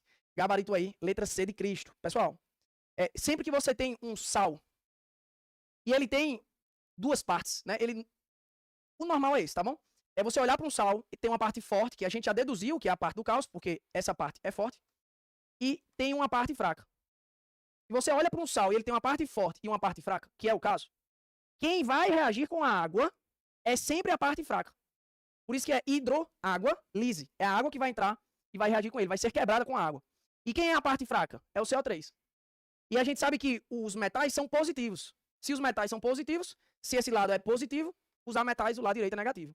Então, a calagem do solo, que é esse cara, ocorre devido à água interagir com o ânion, ou seja, o cara negativo do sal, através de uma reação de hidrólise, beleza? Aí o gabarito é a letra C, né? E é o que de fato acontece, ó. Por quê? O CO3, aqui é mais 2, aqui é menos 2, para dar 0. O CO3 menos 2, quando ele está em contato da água, com a água não é H+, com OH-, né, gente? H2O. Esse menos 2 interage com mais. Menos, com mais, cargas opostas, né? Cargas diferentes, eles se atraem. E aí, mais 1 com menos 2, eu preciso de 2 hidrogênios. Aí vai dar o quê? H2O, CO3. Beleza. Porém, H+ foi usado. Ou seja, a parte do OH- da água que estava presente não foi. Aí sobrou o que no meio? OH-. Se sobrou OH-, quem libera OH- é base. Como sobra OH-, é um meio básico. Por isso que esse cara é um meio básico. Ele é um sal básico. A parte fraca é o do CO3 menos 2, é o menos, que interage com a água.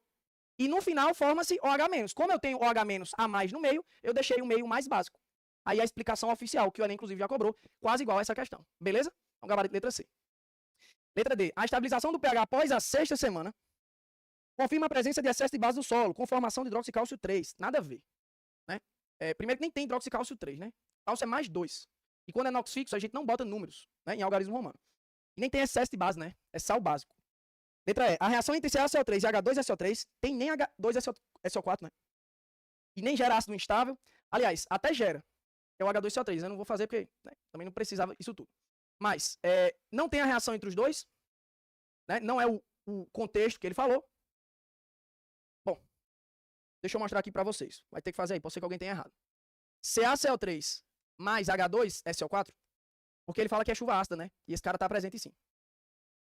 O mais troca com mais, isso aqui vai dar CaSO4 mais H2CO3. Ou H2CO3. Ele disse que a reação entre os dois formava um sal ácido instável. Esse sal, ele nem é ácido, porque isso aqui é um ácido. Esse ácido, sim, ele é instável. Ele se decompõe em água mais CO2. Por isso que o seu bolo cresce. Lembra CO2? Mas ele não falou ácido instável, ele falou sal ácido instável. Esse sal é um sal básico, porque o cálcio é base forte, e o SO4 vem do H2SO4, que é um ácido forte. Então ele não é ácido e nem é instável, porque ele não se decompõe à temperatura ambiente. Por isso a letra E está errada. Beleza? Questão boa, difícil também. Beleza? Show? Vamos para a questão 9. Essa 9 aí é mais tranquila, mas eu acho que muita gente errou. Pessoal, essa questão 9 aí, eu coloquei o bicarbonato de sódio, certo? Não diz que era o bicarbonato de sódio, mas ele é um cara muito importante na química. Certo? É usado em paciente, é usado em bolo, tem extintor de incêndio. É muito importante. E, bom, eu disse até uma dica no texto, né? Também conhecido como bicarbonato de soda ou hidrogenocarbonato de sódio. Hidrogeno é porque ele tem um hidrogênio. E lá em cima teve uma questão, no mesmo simulado, que tinha carbonato, entendeu? Para lhe ajudar, acho que foi a primeira, né? Bom, e aí eu coloquei as aplicações, bolo crescer e etc. E perguntei a quantidade de elétrons no subnível energético do metal no bicarbonato de sódio. E o processo de formação descomposto é respectivamente. Aí você olha assim, você, caralho, Moisa, porra é essa? Relaxa. Primeiro, eu queria a quantidade de elétrons no subnível energético do metal no bicarbonato de sódio. Aí a gente tá ficando bom de prova, né? Se você não soubesse quem era esse cara, você acertaria a questão. Por quê? Quem desgraça o bicarbonato de sódio? Não sei, eu vou fazer sem saber. Mas veja, ele tem um sódio, não tem não? E ele é um sal, né? Ato, né? Bico do pato, ceboso, mosquito, todo ato e eto é um sal. Então ele é um sal, ou seja, ele tem carga e ele tem sódio. O metal aqui é o sódio. Beleza. Eu dei o número de prótons do sódio. Quantos elétrons ele tem? 1s2, 2s2, 2p6, 3s1. Vai até 11, né? Porque ele é neutro. Aí, mas o gabarito é 1. Não. Aí é que tá. Porque eu não queria do sódio. Eu queria do sódio dentro do bicarbonato. Eu quero do metal dentro do bicarbonato. É diferente. Porque se eu faço o sódio neutro, é uma coisa. Se ele tá dentro do cara, é outro. Porque como ele tá dentro do cara, isso aqui é um sal. Se ele é um sal, aqui dentro tem carga. Sal não é iônico, né? Se você não lembrasse disso tudo, só de estar dentro, ele vai estar fazendo ligação. Ele tá ligado a alguém, tá dentro do cara. E o sódio, como ele é da família 1A, lembra, gente? Tem um elétron na camada de valência, a família 1A. O NOx do sódio é quanto? Mais 1. Então, o sódio sozinho seria sódio 0, ou seja, a distribuição era essa. E como ele está dentro do cara, e ele é sempre mais 1, porque é da família 1A, é sempre mais 1, NOx fixo, eu não quero do sódio 0, eu quero do sódio mais 1. Então, eu queria do sódio mais 1. E quando a gente tira elétron da camada de valência, que é sempre a mais externa, né? A mais para fora, que é o número 3. Então, um elétron, perdi. A nova camada de valência desse cara tem 8 elétrons na camada de valência. Se ele perguntasse quantos elétrons tem na camada de valência do metal dentro do bicarbonato de sódio, ou seja, do sódio mais 1, é a mesma coisa, entendeu? Seria 8. Só que eu não queria da camada, eu queria do subnível, eu queria da subcamada. Né? Então, a subcamada é S ou P, que é o subnível. Só que eu queria o subnível energético. E sempre o mais energético é sempre os últimos, que a gente distribui do menor para o maior, né? Então, eu queria quantos elétrons tem no subnível mais afastado, mais energético. Quantos elétrons tem no subnível 2P? 6 elétrons. Gabarito letra A. Beleza? Aí nem precisava fazer as outras, né? Nem precisava. Mas vamos fazer. Não queria que você decorasse. A palavra energético é sempre os últimos. Sempre o último. Como é subnível energético, é o último subnível. O último é esse.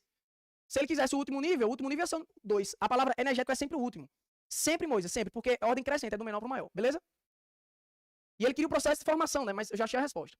É resultado da neutralização parcial entre um diácido fraco, que sofreu ionização parcial, e uma base forte, NaOH, resultando em NaHCO3 em uma proporção molar 1 para 1 para 1 para 1, conforme a reação. Verdadeiraço. Já pega a dica. Se você não sabe quem é esse cara e não aprendeu nada de nomenclatura, confie na Cal. Decora esse cara. Esse cara é muito importante. Ele e o CaCO3. É um sal básico também. O Enem ama os dois, os campeões aí. Também é um sal básico. A fórmula é essa. E se você não lembrasse que a fórmula era essa, tinha que de alguma forma deduzir. Não precisava porque você já achou a resposta. Mas, se você lembrasse do carbonato de sódio, Aí era só lembrar que ele tem um hidrogênio. Então era o carbonato de sódio, ó, CO3 com Na, e um hidrogênio. Aí vai ficar NaHCO3. Hidrogênio. Aí tem que ter hidrogênio. Mas nas alternativas todas teriam. E se você olha para um sal, e esse sal ele tem hidrogênio no meio, ora, sal sempre vem de um ácido e de uma base. Se sobrou hidrogênio ou hidroxila no meio do sal, foi porque um deles não usou tudo. Por isso que quando é hidrogênio ou hidroxila no meio do sal, é sempre o que sobrou parcial. Então sobrou hidrogênio. Hidrogênio vem do ácido. Então o ácido sofreu ionização parcial. Como sobrou um e ele tinha 2, só usou um. Se usou só um, é 1H para 1 OH-. Por isso que a proporção é 1 para 1. 1H+, 1 OH-. H+ com OH, H2O, dá 1 água. Enfim, já está balanceado. É 1 para 1 para 1 para 1. Se você não lembrasse nada disso, e você lembrasse que mol é o númerozinho que fica na frente, era só você ver se está balanceado ou não. Pelo negócio macho, né? A sequência lá. Não pensava nada disso. Mas é algo extra aí que eu botei aí para assustar e mais para revisar também. Beleza? Eu também consideraria difícil. Pessoal, questão número 10. Durante uma divertida gincana química, os alunos foram divididos, e aí, homenagem aos meus alunos, né? Inclusive, Luísa não tá aí, e vários outros alunos não estão aí, mas tudo bem. Acabou, né? Os outros simulados eu boto. Aí é uma homenagem para todo mundo. Durante uma divertida gincana química, os alunos foram divididos em grupos para um desafio de análise molecular com 3 frascos. Aí os 3 frascos. Cada grupo precisaria... Bom, aí botei os grupos. Vou ganhar tempo, tá, pessoal? Botei os grupos, né? E aí o comando da questão. A reação entre ácido clorídrico e acetona é um exemplo de reação entre um ácido forte e um composto orgânico. Vou afastar mais para a direita aqui. Beleza. Bom, aí eu dei as reações, disse aí o que aconteceu, os frascos, os grupos, vou para o comando da questão. O tipo de interação entre os reagentes. A natureza da interação entre o ácido clorídrico em meio aquoso, entre uma acetona e a água, e o tipo de ligação química presente, e o gráfico que melhor relaciona os 3. Sendo assim, o grupo que ganhará 1 trilhão de euros será o que assinalar a alternativa. O comando foi dado aos alunos a esse, e eles têm que acertar esse comando para ganhar o dinheiro, beleza? Bom, então, resumindo, né? Enchi linguiça para fazer aí o comando, acertar respectivamente. Aí, dica de prova. Sempre que você ler interação, o gabarito tem que ser interação. Interação molecular, o gabarito é interação molecular. Ou seja, dipolo induzido, dipolo-dipolo, ligação de hidrogênio e íon dipolo. Eu queria no final, a ligação química presente. Aí, alguém poderia ter perguntado, presente aonde? Bom, todo mundo aqui, quando eu olho, é água, cetona, eu dei a forma da cetona e HCl. Eu olho para os 3 aqui, eu não vejo metal. Você bateu o olho, não tem metal, você vai considerar os caras o quê, pessoal? Covalente. E outra, na questão, eu falei molécula várias vezes, ó, todo mundo é molécula. Se é molécula, é o quê? Covalente. Então, é covalente. Beleza. Aí, eu queria o tipo de interação entre o ácido clorídrico em meio aquoso. Se eu estou diante de um ácido em meio aquoso, pessoal, ácido na presença da água, ou seja, em meio aquoso, é nossa obrigação saber que ácido na presença da água, ele libera o quê, pessoal? Forma íons, por um processo chamado de ionização, H+. E qual é o nome da interação entre H+, que é um íon, e uma molécula polar, como a água? Qual é o nome da interação? Íon e uma molécula polar. Íon dipolo. Beleza? Vou fazer um resuminho aqui. Sempre que você escutar interações, o gabarito é dipolo induzido, dipolo-dipolo, ligação de hidrogênio ou íon dipolo. Beleza? Dipolo induzido é vogal com vogal. É entre moléculas apolares. Todas as outras é entre moléculas polares. Beleza? A diferença é que ligação de hidrogênio é um tipo de dipolo-dipolo, mas acontece quando a gente tem hidrogênio ligado a FON. E íon dipolo, você já viu, é entre o íon e uma molécula polar. Ó. Então, as 3 são polares, só que íon dipolo é polar com íon. Ligação de hidrogênio é polar, mas tem H ligado a FON. Se não for H ligado a FON, nem for íon dipolo, só pode ser entre moléculas polares, dipolo-dipolo. Beleza? Então, para eu determinar isso, eu tenho que determinar primeiro a polaridade, né? Aí vamos olhar. Se você tem HCl, HCl são 2 átomos. Sempre que eu tenho 2 átomos iguais, não tem diferença entre eles. Aí é apolar, O2. Mas, se são diferentes, nunca vai dar 0. Porque sempre um vai ser carga diferente do outro. Então, 2 átomos diferentes, sempre a molécula, sempre 2 átomos diferentes. Sempre a molécula é polar. Porque tudo vem por vetor. Puxa para o mais eletronegativo. 2 átomos diferentes é sempre polar, certo? Em química orgânica, a acetona, como é um cara importante, seria bom você abrir, mas se você não abrir, você lembrar da minha dica, você vai lembrar, você vai acertar. A acetona, ele tem carbono e tem oxigênio. Só que aqui tem pouquinho carbono, carbono é apolar, lembra que a gente viu até nessa resolução? Só que como tem oxigênio tem vetor, porque o vetor sempre puxa para o mais eletronegativo, para o cloro, para o oxigênio. E como eu tenho uma função até 3 carbonos, esse cara é considerado o quê? Polar. Se tiver função, para pouco carbono é polar. E cetona a gente usa para separar água, né? Acetona para remover o esmalte. E a acetona tem água na composição, ele se mistura homogênea. Se ele se mistura com a água, ele também é polar. Se você não lembrasse disso, no texto eu disse que esse cara e esse interagiam. Se eles interagem, esse é polar, automaticamente esse aqui, né?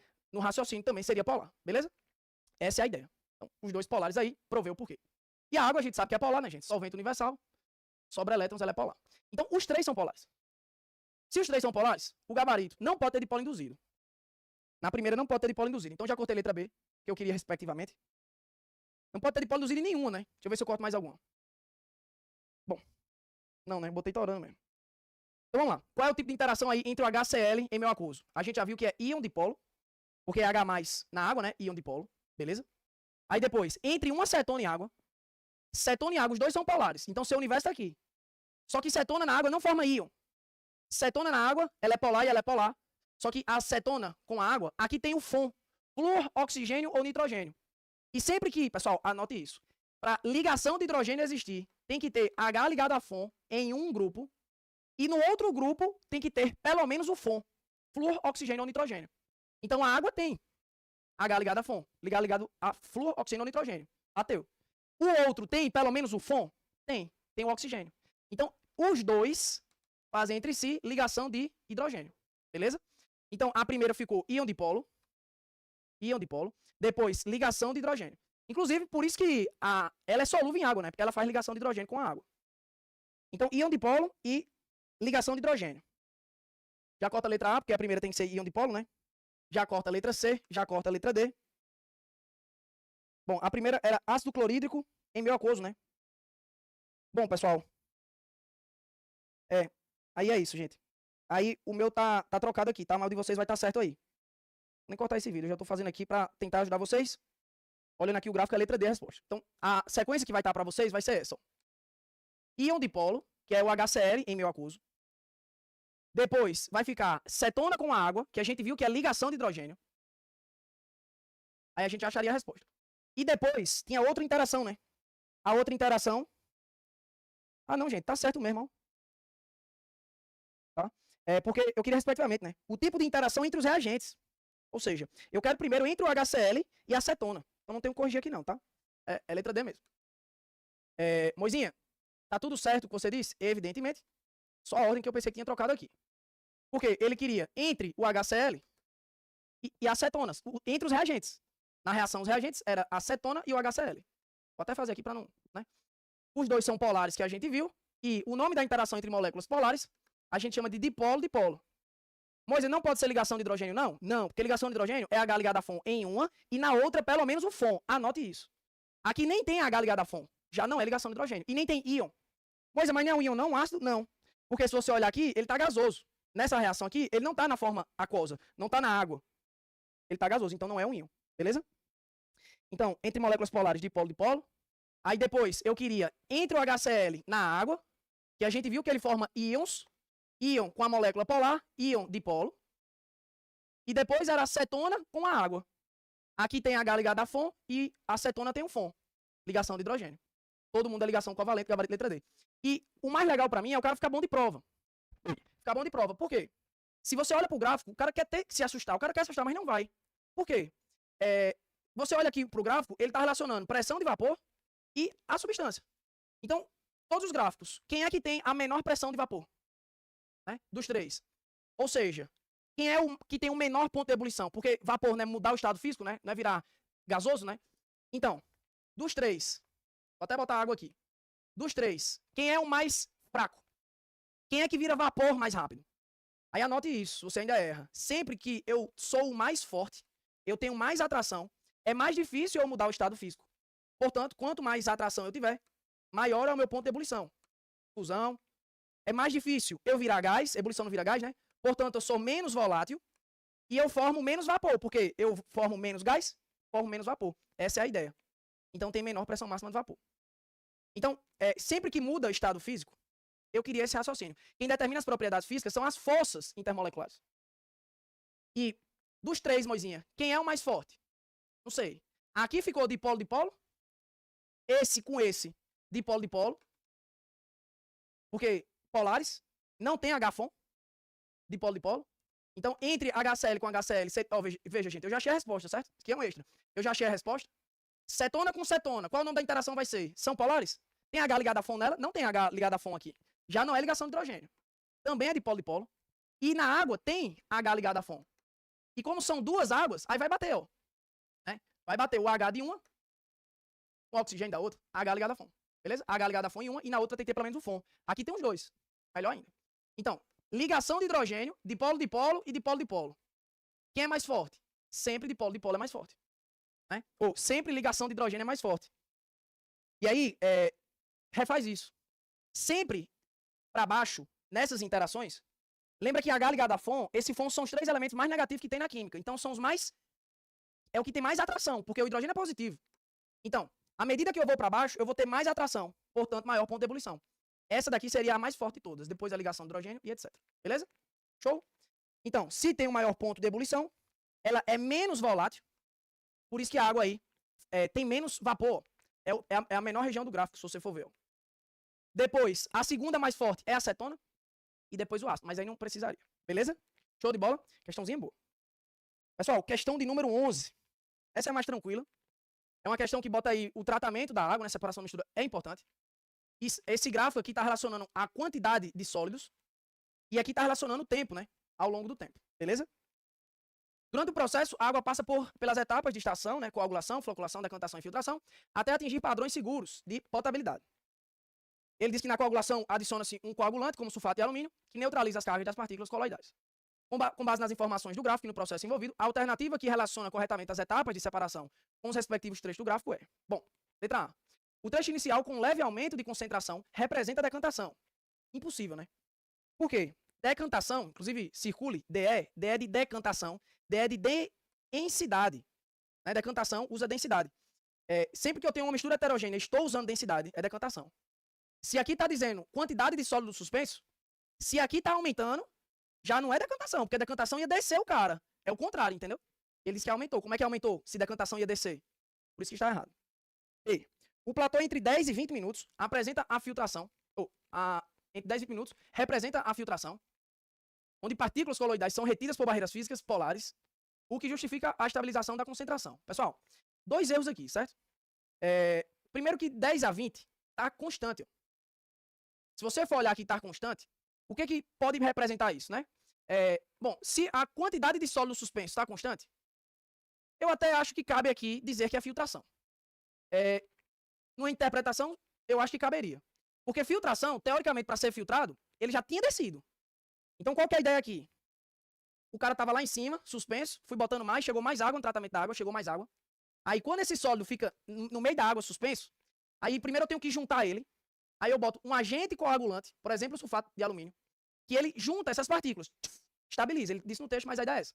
E esse processo é uma reação química chamada de coagulação. Aí junta. Quando junta, forma um fluxo, que é o processo, agora, antes era químico, agora é físico. Químico é o inicial e físico é o final, chamado de floculação. E aí, esses sólidos agora, que estavam soltos, se juntaram, formando um aglomerado junto maior. É mais fácil eu remover uma coisa grande junta do que pequena separada. Aí juntei. Depois da floculação, aí agora sim, eu posso tirar ele descendo. Então aqui seria a decantação. Desceu, opa, deixou de ficar suspenso, por isso que diminuiu. E aqui sim poderia ser a filtração. Porque a filtração eu estou retirando o que estava aqui em cima. Poderia ser. Mas está errado, porque filtração, ele fala aí de filtração, quando a gente, né, olha, filtração, a gente tem carvão ativado. E carvão ativado, pessoal, ele é apolar. Certo? Carvão não é apolar? E carvão, essa etapa, inclusive, é a que mexe no odor da água. Odor é O2, né? São gases, e gases são apolares. Por isso que o odor fica preso aqui. Então, tá errado essa parte polar. Agora, eu acho que cabe sim a interpretação de filtração, né? Porque desceu, agora eu vou filtrar. Eu acho que cabe aí, beleza? Numa outra leitura, podia ser que... eu acho que cabe aqui no português. Se tá filtrando, com certeza o cara tem que descer, né? Mas se eu considerar a mesma amostra que tá aqui, tava lá em cima, juntei, depois decantei e agora eu tirei, beleza? Essa seria a ideia. Tudo bem? Mas tá errado por conta do polar, mas pode sim representar filtração, beleza? Bom, e pessoal, esse colóide aqui, se você for recordar, colóide é mistura heterogênea. Até é heterogênea. Mas será que todo mundo aqui é heterogêneo? Né? Tem parte aqui homogênea, entendeu? Os gases, mistura homogênea. Então, assim, tá errado por isso, mas também essa parte coloidal, nem todo mundo é coloidal, mas tudo bem. Essa B tá errada por isso. Eu não diria que está 100% errada, mas está errada aí pelo seu conjunto, beleza? É uma questão boa essa daí. B tá falso. C. A redução entre 20 e 25 minutos pode representar a filtração, sendo a etapa responsável por remover o odor que eu falei, além de adicionar agentes redutores. Não. De 20 a 25, quando é filtração, aí por isso que eu disse, pessoal, se é filtração, o cara tá tirando. Inclusive, eu acho sim, no português, que cabe filtração aqui, ó. Ou filtração aqui também no final. Porque, de certa forma, se eu tô filtrando, o cara lá de cima teve que descer. Aí tá diminuindo, de certa forma. Entendeu? Por isso que a letra B estaria errada. Outra visão para a letra B tá errada, né? A letra C, ele fala que de 20 a 25 minutos é filtração. Pode representar. Por quê? Como eu disse, se tá filtrando, tá removendo. Eu não posso, em cima de um gráfico, cravar exatamente tudo o que está 100% acontecendo. A ideia geral é essa. Mas eu acho que sim, que numa interpretação de português cabe aí. Mais que uma interpretação possível. Da química, eu tenho certeza. O que é que tá errado? Né? Bom, de 20 a 25 minutos tá diminuindo, beleza? Filtração, né? Pode ser. Mas não é agente redutor. Aí eu fiz na maldade. Difícil, de verdade, essa daí, viu? É agente oxidante. Inclusive, quando a gente usa no tratamento da água para matar a bactéria, a gente coloca, o pessoal acha que é o cloro, né? Mas o cloro ele vem na forma de água sanitária. Quem mata de verdade as coisas é a água sanitária, porque ela é quem coloca o cloro. Aí o cloro depois, na presença da água, tá na água, né? O cloro vem sozinho, vem da água sanitária, hipoclorito de sódio.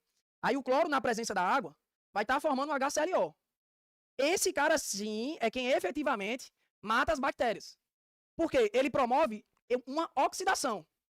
É que nem o oxigênio. O oxigênio não é negativo, né? O oxigênio, quando você vê numa questão, ele sempre vai ser um agente oxidante. Os caras ametais, os caras negativos, fui ontem no clube, eles negativos não ganham elétron, né? Redução também ganha elétron. Então, quando eles estão presentes, o normal é eles sofrerem redução e obrigar os outros caras a sofrerem oxidação. Então, esse cara e o gás oxigênio, o próprio ozônio, os caras que têm negativo, eles vão sofrer redução. Então, eles obrigam os outros caras a sofrer uma oxidação. Eles são agentes oxidantes. Ou seja, a bactéria vai sofrer uma oxidação, desgaste, aí vai se decompor e aí vai estar matando a bactéria. Beleza? Então tá errado por isso daí também. Beleza? São boa, viu? D. A redução entre 5 e 10 minutos pode representar a sequência de processo químico. Então, entre 5 e 10, no gráfico, né? 5 e 10, redução, beleza? Diminuiu. Pode representar a sequência de processo químico, coagulação e físico. Floculação. Posteriormente, a decantação, visto que são etapas que envolvem separação baseada na agregação e sedimentação de partículas suspensas, respectivamente. Então, entre 5 a 10 minutos, 5 foi o momento que esses sólidos estavam aqui, e eles estavam separados, mas estava todo mundo suspenso. Eu juntei no exato 5º minuto. Quando eu juntei pela coagulação, que é a etapa química, sulfato de alumínio, e quando eu formo eles juntos, é um fluxo, floculação, etapa física, que é a ordem. Nesse momento, como tem uma pedrona só, agora sim, vai aumentar a massa, aumenta a densidade, espera um tempo, e como o sólido tem uma densidade maior, ele desce. Por isso que vai deixar de ficar suspenso. Por isso que diminuiu. Beleza? Verdadeiro, gabarito letra D. Questão boa, tá? E a letra E. A redução contínua após 5 minutos representa a sequência de floculação que utiliza, por exemplo, o sulfato de alumínio. Bom, gente, mas redução contínua já tá errado, né? Por quê? Redução contínua depois de 5 minutos, falso. Depois de 5 minutos, ele vai reduzir até 10. De 10 a 20, não reduz. Então, não posso dizer que é contínuo. Beleza? Então, estaria errado realmente aí, gabarito aí. Letra D. Questão boa, tá, gente? Mas muito boa para refazer. A letra B tá errado, mas assim, né? Eu não julgaria 100% errado. Tem parte polar também, mas a maioria é apolar. Mas a mais certa aí seria a letra D. Beleza? A letra B tá errada só por conta daquele detalhezinho. Questão 12. Pessoal, a 12 é muito boa, né? E eu homenageei vocês de férias. Vocês estavam lá nas Maldivas. E lá nas Maldivas você viu uma pessoa na sua frente afogado. Eu falei tudo no texto. E como estava afogado, eu vou salvar. Começou a fazer respiração boca a boca e salvou o paciente. Esse é o enredo do texto, beleza? E aí, disse a reação que acontece de equilíbrio no seu sangue, equilíbrio. E o gráfico relaciona aí a concentração de H+, no sangue a 25 graus Celsius, em função do aumento da concentração de CO2 durante episódios de apneia. A apneia eu falei no texto que é ficar sem respirar, beleza? Quando um paciente é vítima de afogamento, né, ou a gente prende a respiração, a gente para de respirar. E eu já disse, quando para de respirar, aumenta o CO2. Mas se não falasse, eu acho que dá pra gente saber, porque, né? Quando a gente respira, puxa o CO2, libera CO2. Se para de respirar, não libera, o CO2 aumenta. Mas eu disse no texto. O gráfico vai relacionar a H+, né, no paciente, disse a reação que acontecia dentro do corpo. E eu botei de distrator aqui, que eu botei o gráfico, não foi de pH, foi de POH. A gente é muito boa esse simulado pra você refazer, sabe? Mas H+ não é só pH, não? De quando? É uma escala, gente. É uma escala. Tem escala que usa só Kelvin. Eu posso usar grau Celsius ou não posso? Posso. Então pH, POH anda junto. A diferença de pH para POH é que pH de 0 a 7 é ácido, POH é o contrário. Mas eu posso sim ler POH através do H+. Eles são intercambiáveis. Né? Inclusive, a gente vai deduzir isso daí, mas tudo bem. Ele colocou o POH. Ó, quanto menor o pH, não é mais ácido? Beleza. Se eu somo o pH mais POH, tem que dar 14. Essa informação eu teria que ter dado aí, mas só uma ideia. Quanto menor o pH, maior tem que ser o POH. Se o pH é 3, o POH tem que ser 11 para chegar em 14. Né? Se o pH vai para 8, o POH tem que ser 6. Tá vendo que quando um diminui, um aumenta? Quando um aumenta, um diminui, eles são intercambiáveis. Então, se eu estou aumentando o pOH, eu estou diminuindo o pH. Estou deixando mais ácido. Eu posso fazer essa relação. Vou ter como distrator. E você vê isso, né? Ó. Aqui representa o aumento da concentração de CO2. Então está aumentando a concentração de CO2 e o pOH está aumentando. Aumenta o CO2, aumenta o pOH. Se eu aumento o pOH, eu diminuo o pH. Ou seja, eu estou dizendo que eu estou deixando mais ácido. Mas beleza. Vamos dizer que alguém não pegou isso tudo. Como é que a gente ia fazer, né? Com base no equilíbrio descrito e na situação de afogamento por apneia, a alternativa que melhor representa o comportamento e equilíbrio químico e a resposta fisiológica associada para a compensação é: letra A. O aumento de CO2 desloca o equilíbrio para a direita. Bom, falou em equilíbrio, vamos olhar para a reação em equilíbrio. Pessoal, dá um zoom aqui, né? Quando você olha para a reação em equilíbrio, mas veja, no gráfico eu já interpretei o gabarito. Eu preciso que a gente tenha esse tipo de leitura. Vamos falar de equilíbrio. Quando a gente desloca um equilíbrio, eu sempre vou tentar compensar no sentido que diminuiu. Por exemplo, sempre que eu aumento de um lado, eu não aumentei na esquerda, para compensar o aumento na esquerda, eu vou ter que aumentar na direita, para compensar o equilíbrio, entendeu? Essa é a ideia. Então, se eu aumento na esquerda, eu vou deslocar a reação para direita, sentido direita, direto. Quem é que está lá no sentido direto? H+. Se eu vou aumentar H+, vai ficar mais ácido. Mas a gente já tinha interpretado que ia ficar mais ácido. Mas tudo bem. Então, vou deslocar para a direita, sentido do H+. Tá vendo que não precisava do gráfico? Então, o aumento de CO2 desloca o equilíbrio para a direita, aumentando a concentração de H+, verdadeiro, e reduzindo o pH sanguíneo, verdadeiro, porque fica mais ácido. O que estimula o bulbo a intensificar os batimentos cardíacos. Tá errado isso aqui, ó. Compensando a falta de oxigênio por transporte rápido de CO2 aos pulmões. Assim é provocado a hipoventilação. Não, pessoal, aí envolve mais biologia, né? Mas o que acontece? Quando um paciente está se afogando, ele parou de respirar, aumentou o CO2 dele, ele vai ficar com acidose. O organismo não gosta disso. Ele diz, se você deixar ácido, você vai morrer. Aí, quando você fica com acidose, seu organismo, para compensar, ele vai fazer uma alcalose. Base, ácido, lembra? Uma alcalose. E eu vou ter que fazer o organismo, ele dá um jeito de você tentar compensar o que tá lhe matando, que é o CO2. Então, aumentou o CO2 que você parou de respirar no afogamento, se você fizer respiração boca a boca nele, ou sozinho, seu organismo, através do bulbo raquidiano, ele vai detectar essa acidez, vai gerar um aumento de frequência respiratória, vai fazer uma hiperventilação para você tentar diminuir o CO2. Aí você volta a respirar. Então, quando você vai tentar se afogar sozinho, você não consegue. Porque o bulbo detecta e aumenta a frequência respiratória para você liberar o CO2. Então, não é hipo e não é batimento cardíaco, é frequência respiratória. Beleza? O resto aí estaria verdadeiro. Tudo certo? A ideia, esses dois aí estão errados. B. O aumento de CO2 desloca o equilíbrio para a esquerda, não é direita. C.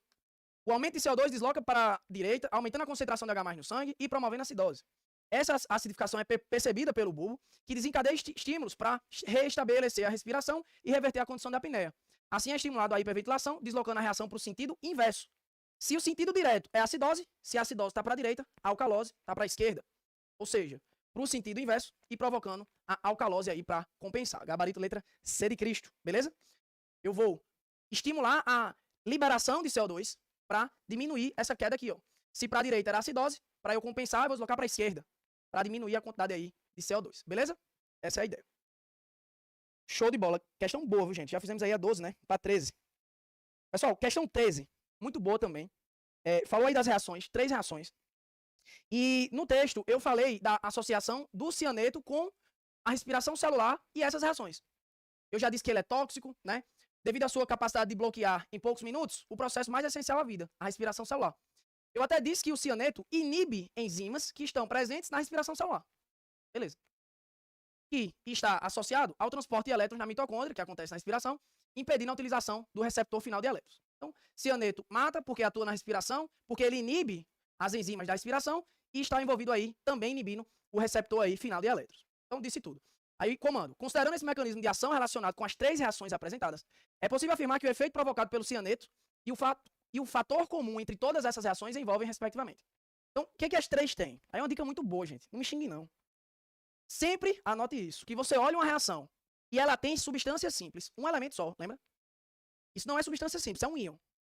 Se você olha para uma reação, inclusive essas 2 foi do Enem, né, 2018. Se você olha para uma reação e ela tiver substância simples, seja no reagente ou no produto, tiver pelo menos uma, automaticamente é uma reação de redox ou óxido-redução. Por quê? Substância simples é 0. Do outro lado, você vai ver, ela não vai estar sozinha. 0 não vai ser, né? Mas vai variar. De 0 para um valor, vai variar. E sempre que uma reação varia o NOx, a gente chama essa reação aí de óxido-redução. Então, bati o olho. Tem substância simples? Redox. Professor, tem que ter sempre substância simples? Foi isso que eu disse, não. Mas se tiver, vai ser óxido-redução. Beleza? Então, essa é óxido-redução. Essa também tem redox. Essa também tem, ou seja, as 3 são reações de redox. E a função do cianeto é inibir o receptor final de elétrons. E quando fala de receptor, anote aí. Receptor. Anote.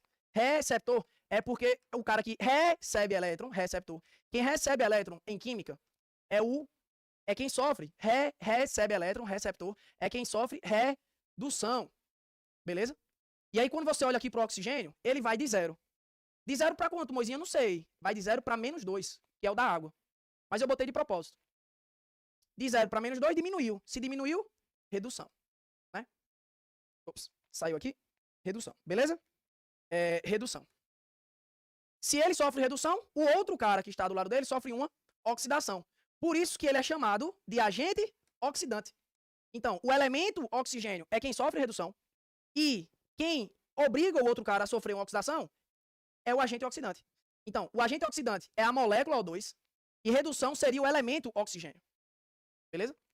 Então, se ele é quem recebe o elétron e o cianeto bloqueia ele, o cianeto bloqueia o oxigênio. Bloqueia o agente oxidante. Beleza? Mas, professor, e se eu não lembrasse que vai de 0 para -2? Tu é doido, é? Eu vou lhe provar, mas independente de onde você olhasse, eu já boto pro cara errado de propósito e não errar na prova. Se ele fosse de 0 e você botasse pro oxigênio, escute, ele iria continuar indo de 0 para -2. Mas, Moisés, não tem 2 oxigênios? Não é -4? Não é. De 2 oxigênios é -4. Mas quando a gente escuta a letrinha oxidação e redução, eu olho somente pro elemento. Então, ele tanto faz aonde você olhasse. Seja CO2 ou água, ele iria de 0 para -2, nos 2 casos. E nos 2 casos, mesmo se você viajasse nisso, ele iria diminuir redução. Se ele sofre redução, ele é agente oxidante. Dica, todas essas palavras que eu falei, redução, agente oxidante, redutor, tudo é só pro reagente. Nunca produto, certo? Então, por isso que o gabarito aí é, né, letra... Bom, aí já tá muito grande esse vídeo, tá, gente? É letra B de bola. Inibição da enzima citocromo, mas eu tinha que saber que era citocromo? Não, mas que bloqueia enzimas, né? Citocromo é uma enzima, eu já disse que era, né? Termina em ase, ase é a terminação da enzima. E bloqueia o oxigênio, que é o agente oxidante. E o fator, as 3 é que elas são redox, beleza? Muito bom pra você revisar isso, gente. A 14, pessoal, eu diria que é a mais pegadinha de todas. A 14 diz o seguinte: para garantir a integridade estrutural dos cascos metálicos de navio, especialmente aqueles compostos por ferro, é comum a utilização de placas ou cravos de metais, que atuam como metais de sacrifício. Esses metais se oxidam, preferencialmente, ó, eu já disse tudo, ó, se oxidam, metal de sacrifício se oxida, preferencialmente no lugar do ferro, impedindo que este sofra corrosão no ambiente marinho. Então, ele vai se matar para proteger o ferro do navio. Eu já disse no texto, mas essa é a ideia do metal de sacrifício. E o mar é altamente oxidante. Beleza. A escolha do metal é baseada em seu potencial padrão de redução, conforme mostrado na tabela a seguir. E aí tá aí a tabela, né? Beleza. Com base na tabela e nos princípios da eletroquímica, assinala a opção que representa o metal mais adequado para atuar como metal de sacrifício. Ou seja, o que vai se oxidar Pelo texto. E a gente tem que saber o que vai se oxidar no lugar do ferro. Então, o que é que a gente sabe? Se você erra, anote isso. Potencial significa vontade. Então, no texto, ele disse que são potenciais de redução. Eu até estou arrependido porque eu botei no texto, porque a gente tem que saber reconhecer. Sempre que os elétrons estão no reagente, redução. Potencial de redução. Beleza. Ou você vê pelo NOx também, né? Mais 2 para 0 diminuiu, redução. Mas tudo bem. Então, todo mundo aqui sofre redução. Agora, quem tem mais vontade de sofrer redução? É quem tem maior potencial, porque potencial é vontade. E eu tenho que olhar para o ferro, porque o ferro, eu não quero que ele sofra oxidação. Eu quero que ele sofra o quê? Redução.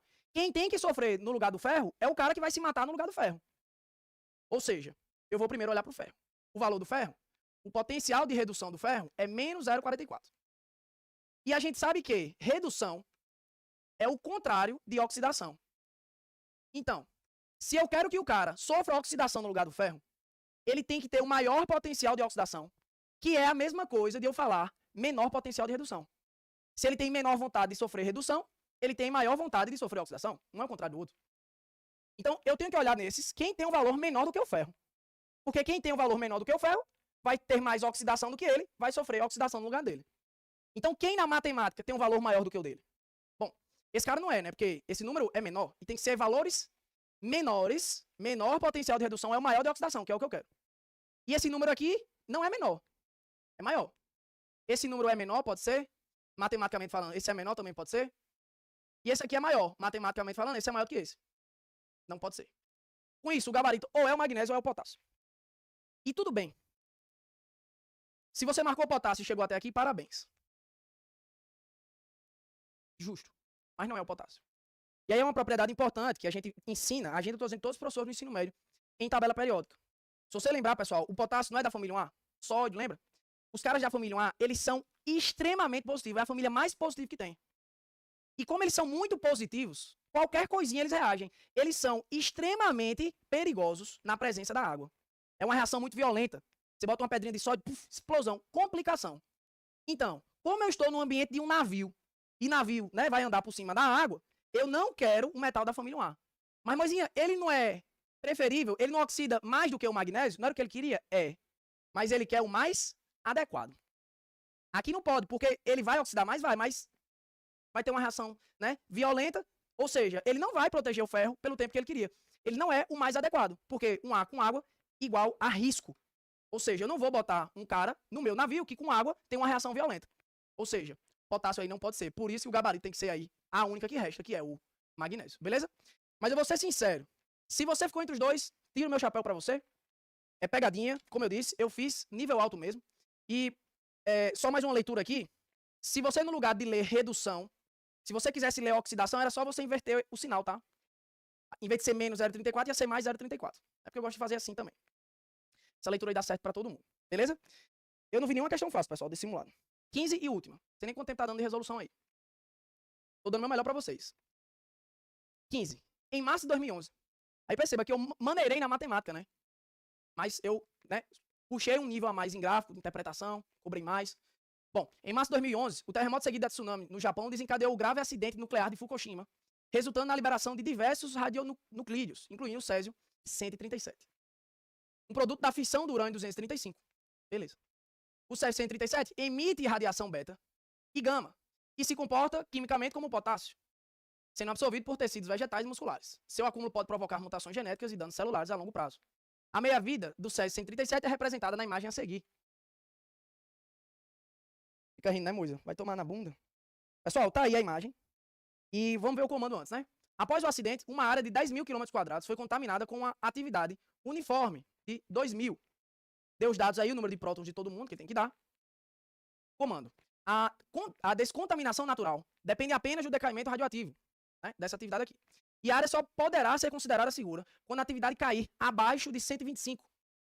Adicionalmente, sabe-se que esse isótopo sofre uma sequência de emissões caracterizadas por 12 partículas alfa, 3 betas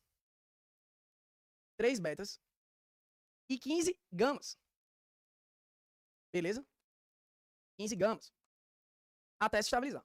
Com base nos dados fornecidos e nas leis do decaimento radioativo, o tempo estimado para que a área atinja o nível seguro ele já disse que é 125, né? Abaixo de 125, Então, o tempo estimado para chegar no nível seguro, ou seja, abaixo de 125, e o elemento estável resultante do processo do decaimento, 137 Aí, você pode estar me xingando.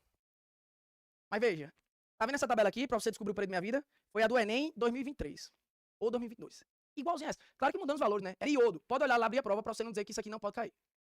Bom, Moisinha, se eu quero o tempo, envolve radioatividade, e ele fala meia vida, primeira coisa que eu vou atrás é da meia vida, porque meia vida você só tem que dividir por 2. É só isso, certo? Aí, quanto é a meia vida? Bom, eu tenho que ver quanto ele começa, né? Porque eu vou dividir por 2 e achar a meia vida. 2.000. Começou com 2.000, né? 0. Meia vida, se ele começa com 2.000, a meia vida ia ser 1.000. Só que não tem 1.000 aqui. Se tivesse 1.000, era o valor. E você não faz a regra de 3 aqui. Né? Se tivesse 1.000, era o valor. Não tem. Se tivesse 1.000, já era o valor da minha vida, Moisinha. Aí você ia dividir por 2 até chegar, essa atividade chegar em valores menor que 125. E era a resposta. Só que não tem, mas o que é que a gente sabe, né? Se eu pego um valor, 2.000, e eu faço a meia vida, eu ia gastar um tempo de meia vida. Eu não sei quanto é, mas eu ia para 1.000. Se eu gasto outro período de meia vida, eu ia para quanto? 500. Então, quando você olha para cá, você não vê o 1.000, mas vê o 500. Para chegar em 500, você gastou 2 meia-vida. Então, moral da história, o tempo que você gastou para chegar aqui, você não gastou 2 meia-vida? Moral da história, o período de meia-vida é isso aqui dividido por 2. Se você pega isso aí dividido por 2, 21.900 dividido por 2, vai dar 10.950. 10.950 mais 10.950 vai dar aí 10.950 mais 10.950 vai dar aí os 21.900. Então, resumindo, eu preciso que vocês, na prova, tenham em mente só dividir por 2. Porque quando ele arrochar, ele só pode arrochar nisso. É o máximo. Você vai dividir por 2 e ver o único caso que se encaixa. Porque daqui pra cá, eu dividi por 2 duas vezes. Dividir por 2 ia ser 1.000. Por 2 de novo, não tem 1.000, mas tem 500.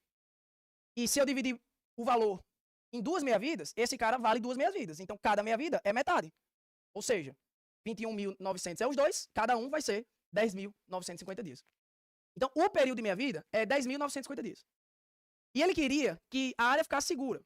E para a área ficar segura, tem que ser um tempo abaixo de 125. E quando a gente saiu pegando e dividindo por 2, porque é só dividir por 2, eu já fui para 1.000, já fui para 500. Aí eu vou continuar. De 500, eu vou dividir por 2 de novo, 250. Aí gastei outra meia-vida. Gastei 10.950 dias, né? Aí, Moisinha, vou dividir por 2 de novo, 125. Beleza, cheguei na resposta. Não. Olha como é bom, né? E aí, por que não? Porque eu não queria 125. Eu disse que era seguro abaixo de 125. Tá entendendo? A ideia pra gente subir o nível é a interpretação, vai treinando. Então eu não queria 125. Então eu vou pegar 125 e dividir por 2. Ou seja, vai dar aí 67,5, né? Bom, tô com a calculadora aqui, mas vai dar isso aí mesmo. Então, no mínimo, aqui, eu vou ter que dividir uma meia-vida, 2, 3, 4, 5. Só 4 ia chegar em 125, não ia ser seguro. Então, no mínimo, vão ter que ser 5 meias-vidas. Beleza? 4 não é a resposta. E 5 meia-vida, como tá tudo em dia e a resposta tá em ano, 5 meia-vida, cada meia-vida a gente descobriu que é 10.950. Cada dia, né? De ano para dia, só pensar, né? Um ano tem 365 dias, né? Aí, Moisés, e o ano bissexto? Bom, não viaje não. Só tem uma resposta possível aí. Bom, se um ano tem 365 dias, 10.950 dias tem quantos anos? Ou acha logo o resultado aqui e divide por 365 para achar a resposta em ano. Logo fazer isso. 10.950 dias era uma meia-vida, como tem que ser no mínimo 5. 54.750 dias. Transformando em ano, divide aí 10.950 vezes 5, dividido aí por 365. Vai dar aí exatamente 150 anos. E aí, se você olhar várias questões desse simulado, por mais que eu tenha pedido mais de uma coisa, às vezes o Enem faz isso, se você acha uma, você já acha a resposta. Né? Pra você não achar também que eu botei torando. É mais pra eu lhe ensinar mesmo. Moisinha, mas faça aí essas radiações tudinho. É muito fácil, pessoal. Escute. Ele pegou o césio. Foi? O césio. Ele disse que era 137 de massa. E o número de próton do césio é 55. Emissão é sempre produto. Emissão. Emigrante é fora. Então, ele colocou 12 alfa pra fora. Com 3 beta pra fora. E 15 gama pra fora. E perguntou, professor, depois que o cara sofrer isso, quem é esse cara aqui? Foi isso, né? Esse cara vai se transformar em quem? Bom, a alfa, beta e gama são as 3 únicas radiações que você tem que saber quanto vale. A alfa equivale ao núcleo do hélio, 2 e 4. Então, como ela é positiva, cada vez que eu emito uma alfa, eu tiro 2 de carga positiva, 2 de próton. Como eu tenho 12, eu vou tirar 12. 12 vezes 2, 24. Então, 55 menos 24 prótons era o gabarito de prótons se fosse só alfa. Só que a radiação alfa é positiva. Positiva eu tiro. A beta é uma radiação o quê? Negativa. É menos 1 e 0. Se a positiva eu tiro, a negativa eu boto. Não posso provar o porquê, mas eu boto. Lembra assim, positiva eu tiro, negativa eu boto. Então eu vou botar quanto? 3, porque eu tenho 3 dessas. Então, se eu ia tirar 24 e vou botar 3, na verdade, eu vou tirar apenas 21, né? É a diferença final entre eles. Então o gabarito tem que ser 55 menos 21 prótons, que é o saldo desses dois aí. 55 menos 21 vai dar exatamente 34 prótons. Desses elementos, o único que tem 34 prótons é o selênio. Aí, tá vendo? Já achei a resposta. Professor, mas a gama não influencia, não? Não, porque a gama é 0 e 0. E a massa influencia? Ele pode fazer a massa, né? Mas eu não dei a massa do cara, tinha que fazer os prótons. 12 vezes 4, 48. 0 e 0 não mexe. Aí 137 menos 48 de massa ia ser a massa desse cara aí. Beleza? Bom, eu não coloquei, mas a ideia é essa. Pessoal, simulado difícil. Não fique triste de mim. 100% do que eu coloquei aí é caível de prova, se você entende de prova. Claro que eu subi o nível um pouquinho mais para extrair mais. E esse simulado aí vale a pena demais depois você refazer com calma e entender tudo que eu fiz. Eu confesso, pessoal, que a única questão que eu posso até mudar agora. Eu não estou gravando antes, né? Hoje é dia 23 de janeiro, fevereiro, março, abril, maio, 23 de maio. Vocês vão fazer simulado ainda, né? Eu poderia mudar essa questão aqui, a letra B, certo? Para deixar ela mais errada. Mas eu acho que no português dela encaixa o que a gente discutiu. Beleza? Né? E aí ela estaria errada aí. Mas na prova, você sabe, às vezes tem uma aparentemente mais certa e tem outra mais certa ainda. Ou até mesmo tem duas certas, só que tem uma que resolve o comando. E a gente treinou muito isso, beleza? Pessoal, prazer imenso. Me dê feedbacks aí. Espero que tenha feito sentido pra você. Valeu!